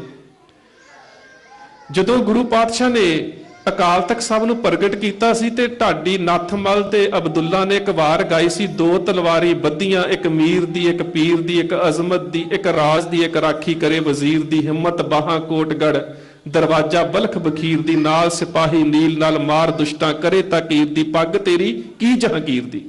ਉਹਨਾਂ ਕਹਿ ਦਿੱਤਾ ਜੀ, ਪਾਤਸ਼ਾਹ ਤੇਰੀ ਦਸਤਾਰ ਦੇ ਸਾਹਮਣੇ ਜਹਾਂਗੀਰ ਦੀ ਦਸਤਾਰ ਕੋਈ ਅਹਿਮੀਅਤ ਨਹੀਂ ਰੱਖਦੀ। ਹੁਣ ਸੋਚਿਆ ਜਾਵੇ, ਕੱਪੜਾ ਥੋੜਾ ਮਾੜਾ ਸੀ, ਜਾਂ ਜਹਾਂਗੀਰ ਦੀ ਪੱਗ ਨੂੰ ਕਿਹੜੇ ਹੀਰੇ ਮੋਤੀ ਜਾਂ ਕਲਗੀ ਨਹੀਂ ਲੱਗੀ ਹੋਵੇਗੀ, ਹਿੰਦੁਸਤਾਨ ਦਾ ਬਾਦਸ਼ਾਹ ਸੀ। ਗੱਲ ਇਹ ਸੀ ਕਿ ਜਹਾਂਗੀਰ ਦੀ ਦਸਤਾਰ ਦੇ ਪਿੱਛੇ ਕਿਰਦਾਰ ਕਸ਼ੀ ਸੀ ਤੇ ਸਿੱਖ ਦੀ ਗੁਰੂ ਦੇ ਦਸਤਾਰ ਦੇ ਪਿੱਛੇ ਕਿਰਦਾਰ ਖੜਾ ਸੀ। ਉਹ ਕਿਰਦਾਰ ਕਿਵੇਂ ਦਾ ਸੀ? ਜਹਾਂਗੀਰ ਆਪਣੇ ਇੱਕ ਦੋਸਤ ਦੇ ਘਰ ਗਿਆ, ਸ਼ੇਰ ਅਫਗਨ ਦੇ ਘਰ। ਉਹਦੇ ਘਰ ਠਹਿਰਿਆ, ਉਹਦੀ ਘਰਵਾਲੀ ਬੜੀ ਸੋਹਣੀ ਸੀ, ਮਿਹਰ ਨਿਸਾ। ਆਪਣੇ ਦੋਸਤ ਨੂੰ ਕਤਲ ਕੀਤਾ, ਉਹਦੀ ਘਰਵਾਲੀ ਕੱਢ ਕੇ ਲੈ ਆਇਆ। ਉਹੀ ਜਿਹੜੀ ਮਿਹਰ ਨਿਸਾ ਸੀ, ਬਾਅਦ ਵਿੱਚ ਨੂਰ ਜਹਾਂ ਨਾਮ ਦਿੱਤਾ ਗਿਆ। ਖੁਲਾਸਤੁਲ ਤਵਾਰੀਖ ਇੱਕ ਫਾਰਸੀ ਦੀ ਕਿਤਾਬ ਹੈ, ਉਹਦੇ ਵਿੱਚ ਲਿਖਿਆ ਹੈ ਕਿ ਨੂਰ ਜਹਾਂ ਦੁਨੀਆ ਦੀ ਇੰਨੀ ਸੁੰਦਰ ਔਰਤ ਸੀ ਕਿ ਉਸ ਤੋਂ ਬਾਅਦ ਖੁਦਾ ਨੇ ਕਿਸੇ ਨੂੰ ਸੁੰਦਰ ਨਹੀਂ ਬਣਾਇਆ। ਹੁਣ ਉਹ ਦੁਨੀਆ ਦੀ ਸੁੰਦਰ ਔਰਤ ਆਪਣੇ ਪਤੀ ਨੂੰ ਇੱਕ ਸਵਾਲ ਕਰਦੀ ਹੈ, ਕਹਿੰਦੀ ਹੈ, ਜਹਾਂਗੀਰ ਤੂੰ ਬਾਦਸ਼ਾਹ ਹੈ ਹਿੰਦੁਸਤਾਨ ਦਾ, ਤੂੰ ਇਸ ਹਿੰਦ ਦਾ ਫਖਰੇ ਹਿੰਦ ਹੈ, ਬਾਦਸ਼ਾਹ ਸਲਾਮਤ ਹੈ, ਤੇਰੇ ਸ਼ਮਿਆਨੇ ਦੇ ਵਿੱਚ ਤਾਂ ਕੋਈ ਭੀੜ ਨਹੀਂ, ਤੇ ਜਿੱਥੇ ਸਿੱਖਾਂ ਦਾ ਗੁਰੂ ਬੈਠਾ ਹੈ ਉੱਥੇ ਮੱਥਾ ਟੇਕਣ ਦੀ ਵਾਰੀ ਨਹੀਂ ਆਉਂਦੀ। ਫਰਕ ਕੀ ਹੈ? ਇਹ ਹੈ ਕਿਰਦਾਰ ਤੇ ਕਿਰਦਾਰ ਕਸ਼ੀ। ਜਿੱਥੇ ਸਿੱਖਾਂ ਦਾ ਗੁਰੂ ਬੈਠਾ ਹੈ ਉੱਥੇ ਤੇ ਮੱਥਾ ਟੇਕਣ ਦੀ ਵਾਰੀ ਨਹੀਂ ਆਉਂਦੀ, ਤੇ ਤੂੰ ਹਿੰਦੁਸਤਾਨ ਦਾ ਬਾਦਸ਼ਾਹ ਹੈ, ਤੈਨੂੰ ਕੋਈ ਮਿਲ ਨਹੀਂ ਆਉਂਦਾ। ਉਹਨੇ ਇੱਕ ਸੱਚ ਬੋਲਿਆ, ਕਹਿੰਦਾ ਮੈਂ ਦੁਨੀਆ ਦਾ ਪਾਤਸ਼ਾਹ ਹਾਂ, ਉਹ ਦੀਨ ਦਾ ਪਾਤਸ਼ਾਹ। ਫਿਰ ਕਹਿੰਦੀ, ਫਿਰ ਮੈਂ ਵੀ ਉਹਦੇ ਦਰਸ਼ਨ ਕਰਨ ਜਾਣਾ, ਨੂਰ ਜਹਾਂ, ਕਿਉਂਕਿ ਸਾਈਂ ਮੀਆਂ ਮੀਰ ਦਾ ਬੜਾ ਸਤਿਕਾਰ ਕਰਦੀ ਸੀ। ਕਹਿੰਦੀ ਮੈਂ ਵੀ ਗੁਰੂ ਦੇ ਦਰਸ਼ਨ ਕਰਨ ਜਾਣਾ। ਤੇ ਜਹਾਂਗੀਰ ਕਹਿੰਦਾ ਠੀਕ ਹੈ, ਤੂੰ ਜਾ ਸਕਦੀ ਹੈ। ਜਿਸ ਤਰ੍ਹਾਂ ਰਾਣੀਆਂ ਆਉਂਦੀਆਂ ਨੇ ਬੜੇ ਕੀਮਤੀ ਗਹਿਣੇ ਪਾ ਕੇ, ਜੇ ਉਸ ਵੇਲੇ ਦੀ ਤਵਾਰੀਖ ਨੂੰ ਪੜ੍ਹੀਏ, ਉਸ ਵੇਲੇ ਦੀ ਤਵਾਰੀਖ ਕਹਿੰਦੀ ਹੈ ਕਿ ਜਿੰਨੇ ਗਹਿਣੇ ਨੂਰ ਜਹਾਂ ਨੇ ਆਪਣੇ ਤਨ ਤੇ ਪਾਏ ਸੀ, ਤੇ ਉਹਦਾ ਜਿਹੜਾ ਲਹਿੰਗਾ ਸੀ ਉਹਦੇ ਉੱਪਰ ਇੰਨਾ ਸੋਨਾ ਤੇ ਹੀਰੇ ਮੋਤੀ ਜੜੇ ਸੀ, 22 ਗੋਲੀਆਂ ਨੇ ਉਹਦੇ ਲਹਿੰਗੇ ਨੂੰ ਚੁੱਕਿਆ ਹੋਇਆ ਸੀ। 22 ਗੋਲੀਆਂ ਨੇ। ਗੁਰੂ ਪਾਤਸ਼ਾਹ ਦੇ ਸਾਹਮਣੇ ਸ਼ਮਿਆਨੇ ਦੇ ਵਿੱਚ ਗਈ। ਸਵੇਰ ਦਾ ਸਮਾਂ, ਪਾਤਸ਼ਾਹ ਨਿਤਨੇਮ ਕਰ ਰਹੇ ਨੇ। ਜਦੋਂ ਨੂਰ ਜਹਾਂ ਨੂੰ ਸਾਹਮਣੇ ਖੜੀ ਵੇਖਿਆ ਤੇ ਪਾਤਸ਼ਾਹ ਨੇ ਇੱਕੋ ਗੱਲ ਕਹੀ ਹੈ। ਪਾਤਸ਼ਾਹ ਦੀ ਉਮਰ ਉਸ ਵੇਲੇ 27.5 ਸਾਲ ਹੈ, ਨੂਰ ਜਹਾਂ ਦੀ ਉਮਰ 29 ਸਾਲ ਹੈ। ਹਿੰਦੁਸਤਾਨ ਦੇ ਬਾਦਸ਼ਾਹ ਦੀ ਪਤਨੀ ਗੁਰੂ ਦੇ ਦਰਬਾਰ ਦੇ ਵਿੱਚ ਆਈ ਹੈ ਤੇ ਗੁਰੂ ਨੇ ਇੱਕ ਸ਼ਬਦ ਕਿਹਾ ਹੈ, ਐਸਾ ਸਾਜ ਸ਼ਿੰਗਾਰ ਕਰ ਪੁੱਤਰੀ ਪਾਏ ਖੁਦਾਏ। ਐ ਬੇਟਾ, ਜਿੰਨੇ ਕੀਮਤੀ ਗਹਿਣਿਆਂ ਦਾ ਸ਼ਿੰਗਾਰ ਆਪਣੇ ਤਨ ਤੇ ਕਰਕੇ ਆਈ ਹੈ, ਕਿਤੇ ਖੁਦਾ ਦੇ ਨਾਮ ਦਾ ਸ਼ਿੰਗਾਰ ਮਨ ਤੇ ਕਰਕੇ ਆਈ ਹੁੰਦੀ, ਸੱਚਮੁੱਚ ਖੁਦਾ ਨੂੰ ਪਾ ਲੈਣਾ ਸੀ। ਐਸਾ ਸਾਚ ਸ਼ਿੰਗਾਰ ਕਰ ਪੁੱਤਰੀ ਪਾਏ ਖੁਦਾਏ। ਗੁਰੂ ਪਾਤਸ਼ਾਹ ਦੇ ਚਰਨਾਂ ਤੇ ਢਹਿ ਪਈ ਤੇ ਇੱਕ ਸਵਾਲ ਕੀਤਾ ਹੈ। ਗੁਰਬਲਾਸ ਦਾ ਲਿਖਾਰੀ ਲਿਖਦਾ ਹੈ, ਕਹਿੰਦਾ ਇੱਕ ਸਵਾਲ ਕੀਤਾ, ਉਹ ਸਿੱਖਾਂ ਦਾ ਗੁਰੂ ਆ, ਇੰਨੀ ਛੋਟੀ ਉਮਰ ਤੇ ਮਨ ਤੇ ਇੰਨਾ ਕਾਬੂ ਕਿਵੇਂ? ਤੇ ਗੁਰੂ ਪਾਤਸ਼ਾਹ ਨੇ ਕਿਹਾ ਕਿ ਹਰ ਸਮੇਂ ਉਹਦੀ ਯਾਦ ਦੇ ਵਿੱਚ ਜੁੜਿਆ ਮੈਂ ਕਦੀ ਮੌਤ ਨੂੰ ਨਹੀਂ ਭੁੱਲਦਾ, ਇਸੇ ਕਰਕੇ ਮੇਰੇ ਮਨ ਤੇ ਕਾਬੂ ਹੈ। ਕਿ ਮਨ ਤੇ ਕਾਬੂ ਪਾਉਣਾ ਹੈ ਤੇ ਮਨੁੱਖ ਉਹਦੀ ਯਾਦ ਦੇ ਵਿੱਚ ਜੁੜਿਆ ਰਵੇ ਤੇ ਹਮੇਸ਼ਾ ਇਹ ਸਮਝੇ ਕਿ ਇਹ ਸੰਸਾਰ ਇੱਕ ਸਰਾਂ ਹੈ ਜਿੱਥੇ ਅਸੀਂ ਕੁਛ ਚਿਰ ਕੱਟ ਕੇ ਚਲੇ ਜਾਣਾ। ਸ਼ੇਖ ਫਰੀਦਾ ਜਗ ਨ ਕਹੂ ਥਿਰ ਰਹਿਆ, ਜਿਸ ਆਸਣ ਹਮ ਬੈਠੇ ਕਿਤੇ ਬੈਸ ਗਿਆ। ਜਿੱਥੇ ਅਸੀਂ ਬੈਠੇ ਆ ਨਾ, ਇਹ ਸੰਸਾਰ ਦੇ ਵਿੱਚ ਕਈ ਆਏ ਤੇ ਕਈ ਚਲੇ ਗਏ। ਜਿੰਨਾ ਚਿਰ ਮਨੁੱਖ ਦੇ ਮਨ ਦੇ ਵਿੱਚ ਇਹ ਧਾਰਨਾ ਜਨਮ ਨਹੀਂ ਲਵੇਗੀ ਕਿ ਅਸੀਂ ਇੱਥੇ ਥਿਰ ਨਹੀਂ ਰਹਿਣਾ, ਉਹਨਾਂ ਚਿਰ ਤੱਕ ਮਨ ਦੇ ਵਿੱਚ ਭੈ ਜਨਮ ਨਹੀਂ ਲਵੇਗਾ। ਨੂਰ ਜਹਾਨ ਨੂੰ ਗੁਰੂ ਪਾਤਸ਼ਾਹ ਨੇ ਜਿਹੜਾ ਉਪਦੇਸ਼ ਦਿੱਤਾ ਹੈ, ਇਹ ਵੀ ਕੇਵਲ ਗੁਰੂ ਸਾਹਿਬਾਨ ਤੱਕ ਸੀਮਤ ਨਹੀਂ। ਜਿਸ ਵੇਲੇ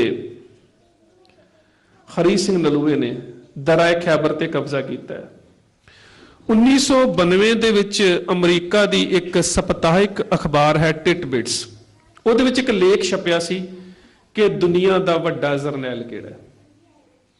ਵੋਟਿੰਗ ਹੋਈ ਸੀ, ਜਿਸ ਤਰ੍ਹਾਂ ਅੱਜ ਵੀ ਵੋਟਿੰਗ ਹੁੰਦੀ ਹੈ, ਕਿ ਦੁਨੀਆ ਦਾ ਵੱਡਾ ਜਰਨੈਲ ਕਿਹੜਾ ਹੈ। ਕਿਸੇ ਨੇ ਨਪੋਲੀਅਨ ਨੂੰ ਕਿਹਾ ਸੀ, ਕਿਸੇ ਨੇ ਚੰਗੇਜ਼ ਖਾਨ ਨੂੰ ਕਿਹਾ ਸੀ, ਕਿਸੇ ਨੇ ਸਿਕੰਦਰ ਨੂੰ ਕਿਹਾ ਸੀ ਤੇ ਕਿਸੇ ਨੇ ਡਿਊਕ ਆਫ ਵਲਿੰਗਟਨ ਦਾ ਨਾਮ ਲਿਆ ਸੀ। ਸਾਰਿਆਂ ਦੀ ਜਦੋਂ ਰਾਏ ਆ ਗਈ ਨਾ, ਤੇ ਜਿਹੜਾ ਉਹਦਾ ਸੰਪਾਦਕ ਸੀ ਉਹਨੇ ਫਿਰ ਲੇਖ ਲਿਖਿਆ। ਉਹ ਕਹਿੰਦਾ ਬੇਸ਼ੱਕ ਤੁਸੀਂ ਦੁਨੀਆ ਦੇ ਵੱਖ-ਵੱਖ ਜਰਨੈਲਾਂ ਨੂੰ ਵੱਡੇ ਜਰਨੈਲ ਕਿਹਾ, ਕਿਸੇ ਨੇ ਸਿਕੰਦਰ ਨੂੰ ਕਿਹਾ, ਕਿਸੇ ਨੇ ਨਪੋਲੀਅਨ ਨੂੰ ਕਿਹਾ, ਕਿਸੇ ਨੇ ਚੰਗੇਜ਼ ਖਾਨ ਨੂੰ ਕਿਹਾ, ਕਹਿੰਦਾ ਤੁਹਾਡੀ ਰਾਏ ਹੈ, ਪਰ ਜੇ ਕੋਈ ਮੈਨੂੰ ਪੁੱਛੇ ਨਾ ਕਿ ਦੁਨੀਆ ਦਾ ਵੱਡਾ ਜਰਨੈਲ ਕਿਹੜਾ ਹੈ, ਤੇ ਕਹਿੰਦਾ ਮੈਂ ਕਹੂੰਗਾ ਦੁਨੀਆ ਦਾ ਵੱਡਾ ਜਰਨੈਲ ਹਰੀ ਸਿੰਘ ਨਲੂਆ ਹੈ। ਉਹਨੇ ਨਾਲ ਜਵਾਬ ਵੀ ਦਿੱਤਾ, ਕਹਿੰਦਾ ਕਿਉਂ? ਕਹਿੰਦਾ ਜਿਨ੍ਹਾਂ ਨੂੰ ਤੁਸੀਂ ਵੱਡੇ ਜਰਨੈਲ ਕਹਿ ਰਹੇ ਹੋ ਨਾ, ਇਹ ਸਾਰੇ ਦਰਾਏ ਖੈਬਰ ਦੇ ਉੱਪਰ ਜਾ ਕੇ ਹਾਰੇ ਨੇ, ਪਰ ਜਿਹਨੂੰ ਮੈਂ ਜਰਨੈਲ ਕਹਿ ਰਿਹਾ ਉਹ ਦੁਨੀਆ ਦਾ ਪਹਿਲਾ ਜਰਨੈਲ ਹੈ ਜਿਹਨੇ ਦਰਾਏ ਖੈਬਰ ਨੂੰ ਸਭ ਤੋਂ ਛੋਟੀ ਉਮਰ 'ਚ ਫਤਿਹ ਕੀਤਾ। ਹਰੀ ਸਿੰਘ ਨਲੂਏ ਨੇ ਦਰਾਏ ਖੈਬਰ ਤੇ ਕਬਜ਼ਾ ਕੀਤਾ। ਅੱਜ ਵੀ ਅਮਰੀਕਾ ਉੱਥੇ ਕਬਜ਼ਾ ਕਰਨ ਦੇ ਵਾਸਤੇ ਪਾਇਲਟ ਤੋਂ ਬਿਨਾਂ ਜਹਾਜ਼ਾਂ ਦੀ, ਡਰੋਨ ਦੀ ਵਰਤੋਂ ਕਰ ਰਿਹਾ, ਅਜੇ ਵੀ ਕਬਜ਼ਾ ਨਹੀਂ ਕਰ ਸਕਿਆ। ਇਹ ਦੁਨੀਆ ਦੇ ਇਤਿਹਾਸ ਦੇ ਵਿੱਚ ਪਹਿਲਾ ਜਰਨੈਲ ਹਰੀ ਸਿੰਘ ਨਲੂਆ ਸੀ ਜਿਸ ਨੇ ਉਸ ਇਲਾਕੇ ਤੇ ਕਬਜ਼ਾ ਕੀਤਾ। 5 ਦਰੇ ਨੇ, ਦਰਾਏ ਨੂਰ, ਦਰਾਏ ਖੈਰ, ਦਰਾਏ ਖੈਬਰ, ਦਰਾਏ ਬਾਤ ਤੇ ਦਰਿਆ ਵਜੂਦ। ਇਹਨਾਂ 5 ਦਰਿਆਂ ਦੇ ਵਿੱਚੋਂ ਸਭ ਤੋਂ ਔਖਾ ਦਰਾਏ ਖੈਬਰ।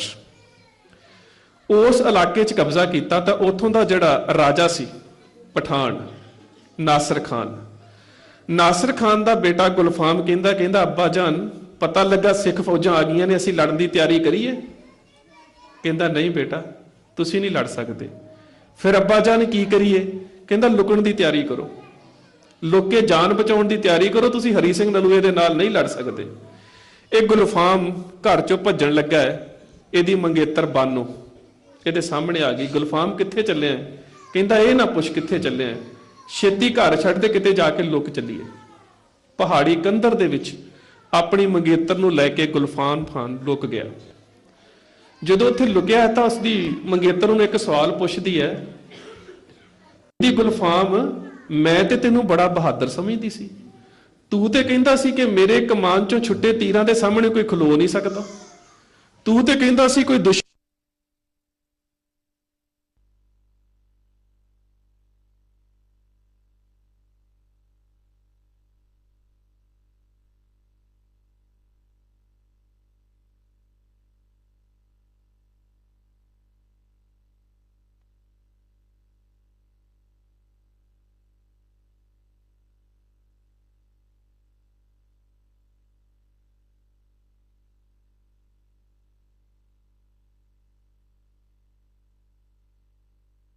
ਮੰਗੇਤਰ ਦਾ ਹੱਥ ਛਡਾ ਕੇ ਬਾਨੋ ਚਲੀ ਗਈ, ਜਿੱਥੇ ਸਰਦਾਰ ਹਰੀ ਸਿੰਘ ਨਲੂਏ ਦਾ ਤੰਬੂ ਲੱਗਾ ਸੀ।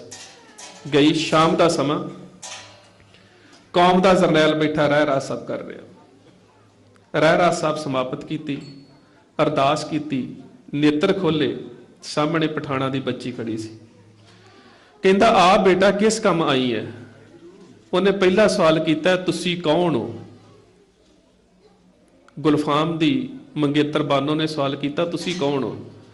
ਹਰੀ ਸਿੰਘ ਨਲੂਏ ਨੇ ਜਵਾਬ ਦਿੱਤਾ, ਬੇਟਾ ਗੁਰੂ ਨਾਨਕ ਦੇ ਸਿੱਖ ਹਾਂ। ਉਹਨੇ ਦੂਜਾ ਸਵਾਲ ਕੀਤਾ, ਤੁਸੀਂ ਸਾਡੇ ਘਰ ਤੇ ਕਬਜ਼ਾ ਕਿਉਂ ਕੀਤਾ ਹੈ? ਹਰੀ ਸਿੰਘ ਨਲੂਆ ਕਹਿੰਦਾ, ਬੇਟਾ ਅਸੀਂ ਕਿਸੇ ਦੇ ਘਰ ਤੇ ਕਬਜ਼ਾ ਨਹੀਂ ਕੀਤਾ, ਅਸੀਂ ਆਪਣੇ ਘਰ ਦੀ ਰਾਖੀ ਕੀਤੀ ਹੈ। ਇਹ ਵੀ ਦੁਨੀਆ ਦਾ ਇਤਿਹਾਸ ਗਵਾਹ ਹੈ ਕਿ 710 ਈਸਵੀ ਤੋਂ ਲੈ ਕੇ ਤੇ ਅਹਿਮਦ ਸ਼ਾਹ ਅਬਦਾਲੀ ਤੱਕ ਜਿੰਨੇ ਵੀ ਹਮਲੇ ਹਿੰਦੁਸਤਾਨ ਤੇ ਹੋਏ ਨੇ, ਇੱਕ ਹਮਲੇ ਨੂੰ ਛੱਡ ਕੇ, ਮਹਿਮੂਦ ਗਜ਼ਨਵੀ ਨੇ ਜਿਹੜਾ ਕਾਠੀਆਨਾਥ ਤੇ ਹਮਲਾ ਕੀਤਾ ਸੀ, ਇੱਕ ਹਮਲੇ ਨੂੰ ਛੱਡ ਕੇ ਇਹ ਜਿੰਨੇ ਵੀ ਹਮਲੇ ਹੋਏ ਨੇ ਦਰਿਆ ਖੈਬਰ ਦੇ ਰਸਤੇ ਹੋਏ ਨੇ। ਤੇ ਜਦੋਂ ਹਰੀ ਸਿੰਘ ਨਲੂਏ ਨੇ ਉੱਥੇ ਖਾਲਸਾ ਨਿਸ਼ਾਨ ਸਾਹਿਬ ਲਹਿਰਾ ਦਿੱਤਾ, ਉਸ ਤੋਂ ਬਾਅਦ ਇੱਕ ਵੀ ਹਮਲਾ ਇਸ ਰਸਤੇ ਨਹੀਂ ਹੋਇਆ। ਇਹ ਵੀ ਦੁਨੀਆ ਦੇ ਇਤਿਹਾਸ ਦੇ ਵਿੱਚ ਇੱਕ ਮਿਸਾਲ ਹੈ। ਹਰੀ ਸਿੰਘ ਨਲੂਆ ਕਹਿੰਦਾ, ਬੇਟਾ ਅਸੀਂ ਆਪਣੇ ਘਰ ਦੀ ਰਾਖੀ ਕੀਤੀ ਹੈ, ਤੁਹਾਡੇ ਘਰ ਤੇ ਕਬਜ਼ਾ ਨਹੀਂ ਕੀਤਾ। ਤੇ ਫਿਰ ਅਗਲੀ ਗੱਲ ਕਰਦੀ ਹੈ, ਕਹਿੰਦੀ ਉਹ ਸਿੱਖਾਂ ਦੇ ਜਰਨੈਲਾ, ਮੈਂ ਚਾਹੁੰਦੀ ਹਾਂ ਮੇਰੀ ਕੁੱਖ ਦੇ ਵਿੱਚੋਂ ਤੇਰੇ ਵਰਗਾ ਜਰਨੈਲ ਜਨਮ ਲਵੇ।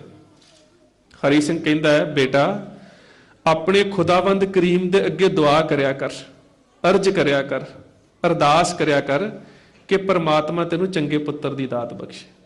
ਕਹਿੰਦਾ ਸਿੱਖਾਂ ਦਾ ਜਰਨੈਲਾ, ਤੂੰ ਸਮਝਿਆ ਨਹੀਂ, ਮੈਂ ਚਾਹੁੰਦੀ ਆ ਕਿ ਤੂੰ ਮੇਰੇ ਨਾਲ ਨਿਕਾਹ ਕਰ ਲਵੇਂ ਤੇ ਮੇਰੀ ਕੁੱਖ ਚੋਂ ਤੇਰਾ ਪੁੱਤਰ ਪੈਦਾ ਹੋਵੇ। ਹਰੀ ਸਿੰਘ ਨਲੂਏ ਨੇ ਸ਼ਮਸ਼ੀਰ ਨੂੰ ਬੇਬਿਆਨ ਕੀਤਾ, ਕਹਿੰਦਾ ਪਠਾਨ ਦੀ ਬੱਚੀ ਹੈ, ਮੇਰੇ ਸ਼ਮਿਆਨੇ ਚੋਂ ਬਾਹਰ ਚਲੀ ਜਾ, ਤੂੰ ਇੱਕ ਸਿੱਖ ਦੇ ਕਿਰਦਾਰ ਨੂੰ ਪਰਖਣ ਵਾਸਤੇ ਆਈ ਹੈ, ਬਾਹਰ ਚਲੀ ਜਾ ਇੱਥੋਂ। ਬਾਹਰ ਜਾਣ ਲੱਗੀ, ਅੱਖਾਂ 'ਚ ਹੰਝੂ ਨੇ, ਪਛਾਣ ਮੁੜ ਕੇ ਵੇਖਿਆ, ਕਹਿੰਦੀ ਸਿੱਖਾਂ ਦੇ ਜਰਨੈਲਾ, ਮੈਂ ਸੁਣਿਆ ਸੀ ਗੁਰੂ ਨਾਨਕ ਦੇ ਦਰ ਤੋਂ ਕੋਈ ਖਾਲੀ ਨਹੀਂ ਗਿਆ, ਅੱਜ ਗੁਰੂ ਨਾਨਕ ਦੇ ਸਿੱਖ ਇਸ ਜਰਨੈਲ ਦੇ ਦਰ ਤੋਂ ਇਹ ਪਠਾਣਾ ਦੀ ਬੱਚੀ ਖਾਲੀ ਝੋਲੀ ਜਾ ਰਹੀ ਹੈ। ਕਹਿੰਦਾ ਬੀਬੀ ਰੁਕ ਜਾ। ਰੁਕ ਗਈ, ਨੇੜੇ ਪਈ ਇੱਕ ਸ਼ਾਲ ਨੂੰ ਉਹਦੇ ਸਿਰ ਤੇ ਰੱਖ ਕੇ ਕਹਿੰਦਾ, ਬਾਨੋ ਬੇਟਾ ਤੂੰ ਕਹਿੰਦੀ ਸੀ ਨਾ ਕਿ ਤੇਰੀ ਕੁੱਖ ਦੇ ਵਿੱਚੋਂ ਹਰੀ ਸਿੰਘ ਨਲੂਏ ਵਰਗਾ ਜਰਨੈਲ ਜਨਮ ਲਵੇ, ਅੱਜ ਤੋਂ ਹਰੀ ਸਿੰਘ ਨਲੂਆ ਤੇਰਾ ਪੁੱਤਰ ਹੈ। ਸਾਰੀ ਉਮਰ ਉਸ 19 ਸਾਲ ਦੀ ਪਠਾਣੀ ਨੂੰ ਮਾਤਾ ਜੀ ਕਹਿ ਕੇ ਸੰਬੋਧਨ ਕਰਦਾ ਰਿਹਾ। ਇਹ ਸੀ ਕੌਮ ਦਾ اخلاق। ਇਸੇ ਕਰਕੇ ਜਿਹੜੇ ਕਾਬਲ ਦੇ ਲਿਖਾਰੀ ਸੀ ਕਾਜ਼ੀ ਨੂਰ ਮੁਹੰਮਦ ਨੇ ਸਿੱਖਾਂ ਦੀਆਂ 4 ਲੜਾਈਆਂ ਆਪਣੀ ਅੱਖੀਂ ਵੇਖੀਆਂ ਨੇ। ਉਹਨਾਂ 4 ਲੜਾਈਆਂ ਨੂੰ ਵੇਖਣ ਤੋਂ ਬਾਅਦ ਜਦੋਂ ਉਹ ਵਾਪਸ ਗਿਆ ਕਾਬਲ, ਤੇ ਕਾਬਲ ਦੇ ਨੇੜੇ ਇੱਕ ਸ਼ਹਿਰ ਹੈ ਕਲਾਤ, ਜਦੋਂ ਅਹਿਮਦ ਸ਼ਾਹ ਅਬਦਾਲੀ ਸਿੱਖਾਂ ਨੂੰ ਘੱਲੂਘਾਰੇ 'ਚ ਖਤਮ ਕਰਨ ਵਾਸਤੇ ਆਇਆ ਸੀ, ਜਿਹੜਾ ਫਰਵਰੀ ਦੇ ਮਹੀਨੇ 'ਚ ਹੀ ਹੋਇਆ ਸੀ, ਉਸ ਘੱਲੂਘਾਰੇ ਦੇ ਵਿੱਚ ਜਿੰਨਾ ਸਿੱਖਾਂ ਦਾ ਕਤਲੇਆਮ ਹੋਇਆ ਹੈ, ਸਾਰੇ ਉਸ ਵੇਲੇ ਦੇ ਬਾਦਸ਼ਾਹ ਕਹਿੰਦੇ ਸੀ ਕਿ ਸਿੱਖ ਹੁਣ ਦੁਬਾਰਾ ਸਿਰ ਨਹੀਂ ਚੁੱਕ ਸਕਦੇ। ਤੇ ਸੱਚ ਜਾਣਿਓ, ਜਿਹੜਾ ਕੌਮ ਦਾ ਜਥੇਦਾਰ ਸੀ ਨਾ, ਸਰਦਾਰ ਚੜ੍ਹਤ ਸਿੰਘ ਤੇ ਸਰਦਾਰ ਕਰਮ ਸਿੰਘ ਹੋਣੀ, 30,000 ਸਿੱਖ ਦੀ ਲਾਸ਼ ਪਈ ਸੀ ਤੇ ਉਹ ਅਰਦਾਸ ਕਰ ਰਹੇ ਸੀ, ਤਤ ਖਾਲਸਾ ਰਹਿ ਗਏ ਸੋ ਖੋਟ ਗਵਾਏ। ਫਿਰ ਕੀ ਹੋਇਆ? ਇਤਿਹਾਸ ਗਵਾਇਆ ਕਿ ਜਿੰਨੇ ਵੀ ਜਰਨੈਲ ਬਚੇ ਸੀ ਨਾ, ਕਿਸੇ ਵੀ ਜਰਨੈਲ ਦੇ ਜਿਸਮ ਦੇ ਉੱਪਰ 18 ਤੋਂ ਘੱਟ ਫੱਟ ਨਹੀਂ ਸੀ। ਫਿਰ ਵੀ ਚੜ੍ਹਦੀ ਕਲਾ ਦੇ ਵਿੱਚ 30,000 ਸਿੱਖ ਦੀ ਲਾਸ਼ ਦੇ ਉੱਪਰ ਖਲੋ ਕੇ ਖਾਲਸਾ ਚੜ੍ਹਦੀ ਕਲਾ ਦੀ ਅਰਦਾਸ ਕਰ ਰਿਹਾ। ਅਬਦਾਲੀ ਸੋਚਦਾ ਸੀ ਕਿ ਅੱਜ ਤੋਂ ਬਾਅਦ ਇਹ ਸਿੱਖ ਸਿਰ ਨਹੀਂ ਚੁੱਕਣਗੇ। ਸਿੱਖਾਂ ਨੇ ਫਿਰ ਸਿਰ ਚੁੱਕਿਆ। ਉਸ ਵੇਲੇ ਕਾਜ਼ੀ ਨੂਰ ਮੁਹੰਮਦ ਨੇ ਸਿੱਖਾਂ ਦੀਆਂ 4 ਲੜਾਈਆਂ ਨੂੰ ਵੇਖਿਆ। ਬੜੀ ਸਿੱਖਾਂ ਦੇ ਨਾਲ ਨਫ਼ਰਤ ਕਰਦਾ ਸੀ, ਕਿਉਂਕਿ ਨਾਦਰ ਸ਼ਾਹ ਦੇ ਜਵਾਈ ਨਾਸਰ ਖਾਨ ਦਾ ਉਸਤਾਦ ਸੀ। ਬੜਾ ਉਸ ਵੇਲੇ ਦਾ ਕਾਬਲ ਵਿਅਕਤੀ ਸੀ। ਇਹਨੇ ਫਿਰ ਜਾ ਕੇ ਆਪਣੀ ਇੱਕ ਕਿਤਾਬ ਲਿਖੀ ਹੈ ਜ਼ੰਗਨਾਮਾ, ਜਿਸ ਨੂੰ ਅਸੀਂ ਜ਼ੰਗਨਾਮਾ ਕਾਜ਼ੀ ਨੂਰ ਮੁਹੰਮਦ ਕਹਿੰਦੇ ਆ। ਸਭ ਤੋਂ ਪਹਿਲਾਂ ਇਸ ਨੂੰ ਸਰਦਾਰ ਪਿਆਰਾ ਸਿੰਘ ਪਦਮ ਨੇ ਕੌਮ ਦੇ ਸਾਹਮਣੇ ਰੱਖਿਆ ਸੀ। ਉਸ ਜ਼ੰਗਨਾਮੇ ਦੇ ਵਿੱਚ ਸਿੱਖਾਂ ਨੂੰ ਕੁੱਤੇ ਲਿਖਦਾ, ਆਪਣੀ ਸਾਰੀ ਰਚਨਾ 'ਚ ਲਿਖਦਾ ਸਿੱਖ ਕੁੱਤੇ ਨੇ। ਅਖੀਰ ਤੇ ਜਾ ਕੇ 1763 ਦੇ ਵਿੱਚ ਇੱਕ ਸਕੂਲ ਦੇ ਵਿੱਚ ਪੜ੍ਹਾ ਰਿਹਾ ਹੈ, ਮਦਰਸੇ ਦੇ ਵਿੱਚ। ਬੱਚੇ ਪੁੱਛਦੇ ਨੇ ਕਿ ਸਿੱਖ ਸੱਚਮੁੱਚ ਹੀ ਕੁੱਤੇ ਨੇ? ਤੁਸੀਂ ਆਪਣੀ ਸਾਰੀ ਕਿਤਾਬ 'ਚ ਲਿਖਿਆ ਕਿ ਸਿੱਖ ਕੁੱਤੇ ਨੇ, ਕੀ ਉਹ ਸੱਚਮੁੱਚ ਹੀ ਕੁੱਤੇ ਨੇ? ਫਿਰ 2 ਸ਼ੇਰ ਇਹਨੇ ਹੋਰ ਲਿਖੇ ਨੇ। ਕਹਿੰਦਾ ਬੱਚਿਓ, ਮੈਂ ਨਫ਼ਰਤ ਕਰਦਾ ਉਹਨਾਂ ਨਾਲ, ਇਸ ਕਰਕੇ ਮੈਂ ਕੁੱਤੇ ਕਹਿ ਰਿਹਾ। ਮੈਂ ਇਹ ਲਿਖਣਾ ਨਹੀਂ ਸੀ ਚਾਹੁੰਦਾ, ਪਰ ਤੁਸੀਂ ਮੈਨੂੰ ਮਜਬੂਰ ਕਰ ਦਿੱਤਾ। ਉਹਨੇ ਫਿਰ 2 ਸ਼ੇਰ ਲਿਖੇ ਨੇ। ਸਗਾ, ਸਗ ਕਹਿੰਦੇ ਨੇ ਕੁੱਤੇ ਨੂੰ। ਸਗਾ ਰਾ ਮਗੋ ਸਕ ਕੇ ਹਸਤੰਦ ਸ਼ੇਰ ਬਾ ਮਾਦਾਨੇ ਮਰਦਾਂ ਚੋਂ ਸ਼ੇਰਾਂ ਦਲੇਰ। ਬੇਸ਼ੱਕ ਮੈਂ ਉਹਨਾਂ ਨੂੰ ਕੁੱਤੇ ਲਿਖਿਆ ਕਿਉਂਕਿ ਮੈਂ ਉਹਨਾਂ ਤੋਂ ਨਫ਼ਰਤ ਕਰਦਾ ਹਾਂ, ਪਰ ਜੇ ਤੁਸੀਂ ਮੇਰੇ ਦਿਲ ਨੂੰ ਪੁੱਛੋ ਨਾ ਤੇ ਉਹ ਸ਼ੇਰਾਂ ਤੋਂ ਕਿਤੇ ਵੱਧ ਦਲੇਰ ਨੇ। ਸਗਾ ਰਾ ਮਗੋ ਸਕ ਕਿ ਹਸਤੰਦ ਸ਼ੇਰ ਬਾ ਮਾਦਾਨੇ ਮਰਦਾਂ ਚੋਂ ਸ਼ੇਰਾਂ ਦਲੇਰ। ਪਰ ਕਹਿੰਦਾ ਉਹਨਾਂ ਦੀ ਦਲੇਰੀ ਦਾ ਰਾਜ ਪਤਾ ਕੀ ਹੈ? ਉਹਨਾਂ ਦਾ ਕਿਰਦਾਰ, ਕਿ ਜਨ ਗਰ ਜਵਾਂ ਅਸਤਵਾਂ ਅਸਤ ਪੀਰ ਬਗੋ ਸੰਗ ਬੁੜੀਆ ਬਰੋ ਗੋਸ਼ਾਗੀਰ। ਕਹਿੰਦਾ ਜਦੋਂ ਮੈਦਾਨੇ ਜੰਗ ਦੇ ਵਿੱਚ ਘੋੜੇ ਤੇ ਸਵਾਰ ਹੋ ਕੇ ਨਿਕਲਦੇ ਨੇ, ਉਹਨਾਂ ਦੇ ਸਾਹਮਣੇ ਕੋਈ ਜਵਾਨ ਔਰਤ ਆ ਜਾਵੇ, ਕੋਈ ਬਜ਼ੁਰਗ ਆ ਜਾਵੇ, ਕੋਈ ਬੱਚੀ ਆ ਜਾਵੇ, ਦੁਸ਼ਮਣ ਦੀ ਔਰਤ ਵੀ ਉਹਨਾਂ ਦੇ ਹੱਥ ਆ ਜਾਵੇ ਤੇ ਬੀਬੀ ਜੀ ਕਹਿੰਦੇ ਨੇ, ਕਿਸੇ ਦੀ ਇੱਜ਼ਤ ਨਹੀਂ ਲੁੱਟਦੇ। ਬਗੋ ਸੰਗ ਬੁੜੀਆ ਬਰੋ ਗੋਸ਼ਾਗੀਰ ਕੇ ਜਨਗਰ ਜਵਾਸਤ ਵਾਹ ਅਸਤੀਰ, ਕਹਿੰਦਾ ਇਸ ਕਰਕੇ ਉਹ ਮੈਦਾਨੇ ਜੰਗ ਦੇ ਸ਼ੇਰ ਨੇ। ਅੱਜ ਸਾਡਾ ਉਹ ਇਖਲਾਕ ਨਹੀਂ ਰਿਹਾ, ਅੱਜ ਸਾਡਾ ਉਹ ਸੱਭਿਆਚਾਰ ਵੀ ਨਹੀਂ ਰਿਹਾ। ਅਸੀਂ ਸਾਰੇ ਪਿੰਡਾਂ ਚੋਂ, ਤੁਸੀਂ ਪਿੰਡਾਂ ਚੋਂ ਆਏ ਹੋ, ਹੁਣ ਤੇ 80 ਸਾਲ ਦੀ ਬੀਬੀ ਵੀ ਤੁਰੀ ਜਾਂਦੀ ਹੋਏ ਤੇ ਸਾਡੇ ਵੀਰਾਂ ਨੇ ਟਰੈਕਟਰ ਦੇ ਉੱਪਰ ਡੈਕ ਲਾਇਆ ਹੁੰਦਾ, ਉਹ ਵੇਖੋ ਸੜਕਾਂ ਤੇ ਅੱਗ ਤੁਰੀ ਜਾਂਦੀ। ਹੁਣ ਤਾਂ ਸਾਡਾ ਕਰੈਕਟਰ ਇਵੇਂ ਦਾ, ਇੰਨਾ ਨਿੱਘਰ ਚੁੱਕਾ ਸਾਡਾ ਸੱਭਿਆਚਾਰ ਹੈ। ਘਰ ਦੇ ਵਿੱਚ ਵਿਆਹ ਹੋਇਆ ਹੁੰਦਾ ਹੈ, ਇਹਨੂੰ ਆਪਣੇ ਹੱਥੀ ਤੋਰਿਆ ਹੁੰਦਾ ਹੈ, ਤੇ ਰਾਤ ਭਰਾ ਹੀ ਡੀਜੇ ਲਾ ਕੇ ਨੱਚੀ ਜਾਂਦੇ ਨੇ ਮਿੱਤਰਾਂ ਦੀ ਛਤਰੀ ਤੋੜ ਕੇ। ਅੱਜ ਤਾਂ ਅਸੀਂ ਸੱਭਿਆਚਾਰ ਦਾ ਜਲੂਸ ਕੱਢ ਦਿੱਤਾ, ਛੱਡਿਆ ਹੀ ਕੁਝ ਨਹੀਂ। ਸੋ ਸਾਡਾ ਉਹ ਸੱਭਿਆਚਾਰ ਸੀ, ਜਿਸ ਸੱਭਿਆਚਾਰ ਦੀ, ਜਿਸ ਕਿਰਦਾਰ ਦੀ ਸਾਖੀ ਉਹ ਲੋਕ ਭਰ ਰਹੇ ਨੇ ਜਿਹੜੇ ਸਾਨੂੰ ਕੁੱਤੇ ਕਹਿ ਰਹੇ ਨੇ। ਉਹ ਕਹਿ ਰਹੇ ਨੇ ਕਿ ਸਗਾਰਾ ਮਗੋ ਸਕ ਕੇ ਹਸਤੰਦ ਸ਼ੇਰ ਬਾ ਮਾਦਾ ਨੇ ਮਰਦਾਂ ਚੋਂ ਸ਼ੇਰਾਂ ਦਲੇਰ, ਕਿ ਇਹ ਬੜੇ ਉੱਚੇ ਕਿਰਦਾਰ ਦੇ ਮਾਲਕ ਨੇ। ਤੇ ਅੱਜ ਅਸੀਂ ਆਪਣੇ ਕਿਰਦਾਰ ਨੂੰ ਆਪਣੇ ਆਪ ਹੀ ਖਤਮ ਕਰ ਦਿੱਤਾ, ਅਸੀਂ ਆਪਣੇ ਆਪ ਹੀ ਬਰਬਾਦ ਕਰੀ ਜਾ ਰਹੇ ਹਾਂ। ਦੂਸਰੀ ਗੱਲ ਆ ਜਾਂਦੀ ਹੈ ਦਸਤਾਰ ਦੀ। 18ਵੀਂ ਸਦੀ ਦੀ ਇੱਕ ਘਟਨਾ। ਵੈਸੇ ਤੇ ਗੁਰਬਾਣੀ ਦੇ ਵਿੱਚ ਇਸਲਾਮੀ ਪਰੰਪਰਾ ਨੂੰ ਰੂਪਮਾਨ ਕਰਦਿਆਂ ਗੁਰੂ ਪਾਤਸ਼ਾਹ ਨੇ ਇੱਕ ਸ਼ਬਦ ਕਿਹਾ ਹੈ, ਪਾਕ ਨਾ ਪਾਕ ਹਦੂਰ ਹਦੀਸਾਂ ਸਾਬਤ ਸੂਰਤ ਦਸਤਾਰ ਸਿਰਾ। ਸਿੱਖ ਦੇ ਕਿਰਦਾਰ ਤੋਂ ਬਾਅਦ ਉਸ ਦੀ ਦਸਤਾਰ ਦੀ ਅਹਿਮੀਅਤ ਹੈ। ਔਰ ਇਸ ਦਸਤਾਰ ਨੂੰ ਜੇ ਕਿਸੇ ਨੇ ਥੋੜਾ ਜਿਹਾ ਵੀ ਵੰਗਾਰਿਆ ਨਾ, ਜਿੱਥੋਂ ਮੈਂ ਗੱਲ ਕੀਤੀ ਸੀ ਕਿ 6ਵੇਂ ਪਾਤਸ਼ਾਹ ਦੀ ਦਸਤਾਰ ਦੇ ਬਾਰੇ ਨੱਥਮਲ ਅਬਦੁੱਲਾ ਕਹਿੰਦੇ ਨੇ, ਪੱਗ ਤੇਰੀ ਕੀ ਜਹਾਂਗੀਰ ਦੀ, ਕਿਉਂਕਿ ਤੇਰੀ ਦਸਤਾਰ ਦੇ ਪਿੱਛੇ ਤੇਰਾ ਕਿਰਦਾਰ ਇੰਨਾ ਉੱਚਾ ਹੈ। ਪੱਗ ਤੇਰੀ ਕੀ ਜਹਾਂਗੀਰ ਦੀ। 18ਵੀਂ ਸਦੀ ਦੀ ਇੱਕ ਘਟਨਾ ਇੰਜ ਹੋਈ ਕਿ ਜ਼ਕਰੀਆ ਖਾਨ ਨੇ ਆਪਣੇ ਸਾਰੇ ਹੀ ਫੌਜਦਾਰਾਂ ਨੂੰ ਕਹਿ ਦਿੱਤਾ ਕਿ ਸਿੱਖਾਂ ਨੂੰ ਜਿੰਨਾ ਤੰਗ ਕੀਤਾ ਜਾ ਸਕਦਾ ਹੈ ਕਰ ਸਕਦੇ ਹੋ, ਜਿੰਨਾ ਵੀ ਤੰਗ ਕੀਤਾ ਜਾ ਸਕਦਾ ਸਿੱਖਾਂ ਨੂੰ ਤੁਸੀਂ ਤੰਗ ਕਰ ਸਕਦੇ ਹੋ। ਪੱਟੀ ਦੇ ਚੌਧਰੀ ਸਾਹਿਬ ਰਾਏ ਨੇ ਸਿੱਖਾਂ ਨੂੰ ਤੰਗ ਕਰਨਾ ਸ਼ੁਰੂ ਕੀਤਾ, ਸਿੱਖਾਂ ਦੀਆਂ ਫਸਲਾਂ ਉਜਾੜਨੀਆਂ ਸ਼ੁਰੂ ਕਰ ਦਿੱਤੀਆਂ। ਇੱਕ ਪਧਾਣੇ ਪਿੰਡ ਦੇ ਵਿੱਚ ਸਾਹਿਬ ਰਾਏ ਨੇ ਸਿੱਖਾਂ ਦੀਆਂ ਫਸਲਾਂ ਉਜਾੜ ਦਿੱਤੀਆਂ, ਤੇ ਜਿਹੜੇ ਦੋ ਭਰਾਵਾਂ ਦੀਆਂ ਫਸਲਾਂ ਉਜਾੜੀਆਂ ਉਹ ਸੀ ਸਰਦਾਰ ਮਾਲੀ ਸਿੰਘ ਤੇ ਸਰ ਗੁਰਬਖਸ਼ ਸਿੰਘ। ਉਹਨਾਂ ਨੇ ਜਾ ਕੇ ਸਾਹਿਬ ਰਾਏ ਨੂੰ ਕਿਹਾ, ਮਾਇਆ ਦੇਣ ਵਾਸਤੇ ਵੀਰ ਜੀ ਨਾ ਉੱਠੋ, ਜਦੋਂ ਅਸੀਂ ਇੱਕ ਦੋ ਜਾਣਦੇ ਸਾਰਿਆਂ ਦੀ ਸੁਰਤ ਜਿਹੜੀ ਆ ਉਹ ਹਿੱਲ ਜਾਂਦੀ ਹੈ। ਸੋ ਅਸੀਂ ਲੈਕਚਰ ਤੱਕ ਹੀ ਸੀਮਤ ਰਹੀਏ। ਜਿਸ ਵੇਲੇ ਸਾਹਿਬ ਰਾਏ ਨੇ ਉਹਨਾਂ ਦੀਆਂ ਫਸਲਾਂ ਉਜਾੜ ਦਿੱਤੀਆਂ ਤੇ ਸਿੱਖਾਂ ਨੇ ਜਾ ਕੇ ਬੜੇ ਪਿਆਰ ਦੇ ਨਾਲ ਕਿਹਾ, ਚੌਧਰੀ ਸਾਹਿਬ, ਫਸਲ ਜ਼ਿਮੀਂਦਾਰ ਨੂੰ ਪੁੱਤ ਤੋਂ ਪਿਆਰੀ ਹੁੰਦੀ ਹੈ, ਅਸੀਂ ਫਸਲਾਂ ਬੜੀ ਮਿਹਨਤ ਦੇ ਨਾਲ ਉਗਾਉਂਦੇ ਹੋ, ਤੁਹਾਡੀਆਂ ਘੋੜੀਆਂ ਸਾਡੀ ਫਸਲ ਕੱਢ ਦਿੰਦੀਆਂ ਨੇ। ਸਰਦਾਰ ਮਾਲੀ ਸਿੰਘ ਤੇ ਸਰ ਗੁਰਬਖਸ਼ ਸਿੰਘ ਨੇ ਬੜੇ ਹਲੀਮੀ ਦੇ ਨਾਲ, ਬੜੀ ਸਤਿਕਾਰ ਦੇ ਨਾਲ ਸਾਹਿਬ ਰਾਏ ਨੂੰ ਇਹ ਗੱਲ ਕਹੀ, ਤੇ ਸਾਹਿਬ ਰਾਏ ਨੇ ਅੱਗੋਂ ਜਵਾਬ ਪਤਾ ਕੀ ਦਿੱਤਾ? ਕਹਿੰਦਾ, ਤੁਸੀਂ ਘੋੜੀਆਂ ਬੰਨਣ ਦੀ ਗੱਲ ਕਰਦੇ ਹੋ, ਮੈਂ ਤੇ ਤੁਹਾਡੀਆਂ ਪੱਗਾਂ ਲਾਹ ਕੇ ਵਾਲ ਕੱਟ ਕੇ ਤੁਹਾਡੇ ਕੇਸਾਂ ਦੇ ਰੱਸੇ ਬਣਾ ਕੇ ਘੋੜੀਆਂ ਬੰਨਣੀਆਂ। ਸਿੱਖ ਸਭ ਕੁਝ ਬਰਦਾਸ਼ਤ ਕਰ ਸਕਦਾ ਹੈ, ਆਪਣੀ ਦਸਤਾਰ ਦੀ ਬੇਇੱਜ਼ਤੀ ਸਿੱਖ ਕਦੀ ਸਵੀਕਾਰ ਨਹੀਂ ਕਰਦਾ। ਉਸੇ ਵੇਲੇ ਇਹ ਦੋਵੇਂ ਭਰਾ ਭੁੱਸੇ ਪਿੰਡ ਦੇ ਰਹਿਣ ਵਾਲੇ ਦੋ ਸਰਦਾਰਾਂ, ਸਰਦਾਰ ਅਮਰ ਸਿੰਘ ਤੇ ਸਰਦਾਰ ਬਘੇਲ ਸਿੰਘ ਦੇ ਕੋਲ ਗਏ। ਉਹਨਾਂ ਨੂੰ ਜਾ ਕੇ ਦੱਸਿਆ, ਰਾਤ ਹੀ ਉਹਦੇ ਤਬੇਲੇ ਤੇ ਹਮਲਾ ਕੀਤਾ ਤੇ ਘੋੜੀਆਂ ਕੱਢ ਦਿੰਦੀਆਂ। ਘੋੜੀਆਂ ਕੱਢ ਕੇ ਘਰਿਆਲੇ ਪਿੰਡ ਦੇ ਸਰਦਾਰ ਲਖਮੀਰ ਸਿੰਘ ਨੂੰ ਦੇ ਦਿੱਤੀਆਂ।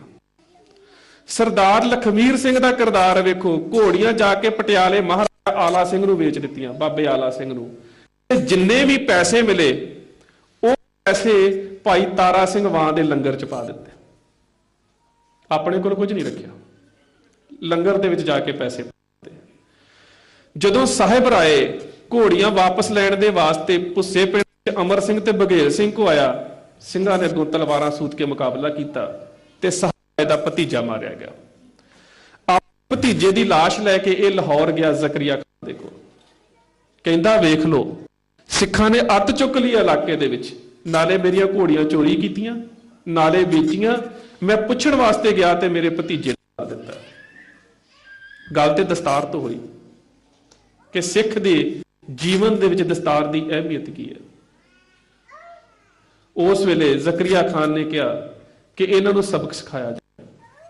ਉਸਨੇ ਆਪਣੇ ਦੋ ਤੱਕੀ ਬੇਗ ਤੇ ਮੋਮਨ ਖਾਨ 5000 ਦੀ ਫੌਜ ਦੇ ਕੇ ਭੇਜ ਦਿੱਤੇ। ਤੇ ਉਧਰੋਂ ਇਹ ਜਿਹੜੇ ਭਰਾ ਸੀ ਇਹਨਾਂ ਸਾਰਿਆਂ ਨੇ ਭਾਈ ਤਾਰਾ ਸਿੰਘ ਵਾਂ ਦੇ ਕੋਲ ਸ਼ਰਨ ਲੈ ਲਈ।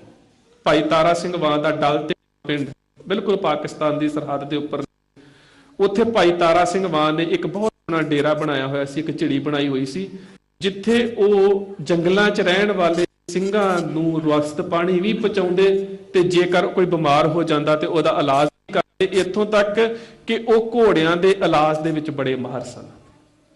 ਉਹਨਾਂ ਦੀ ਉਸ ਸਮੇਂ ਦੀ ਇੱਕ ਕਿਤਾਬ ਅਸ਼ਵਨਾਮਾ ਸਾਡੀ ਸੰਸਥਾ ਦੀ ਲਾਇਬ੍ਰੇਰੀ 'ਚ ਪਈ ਹੈ।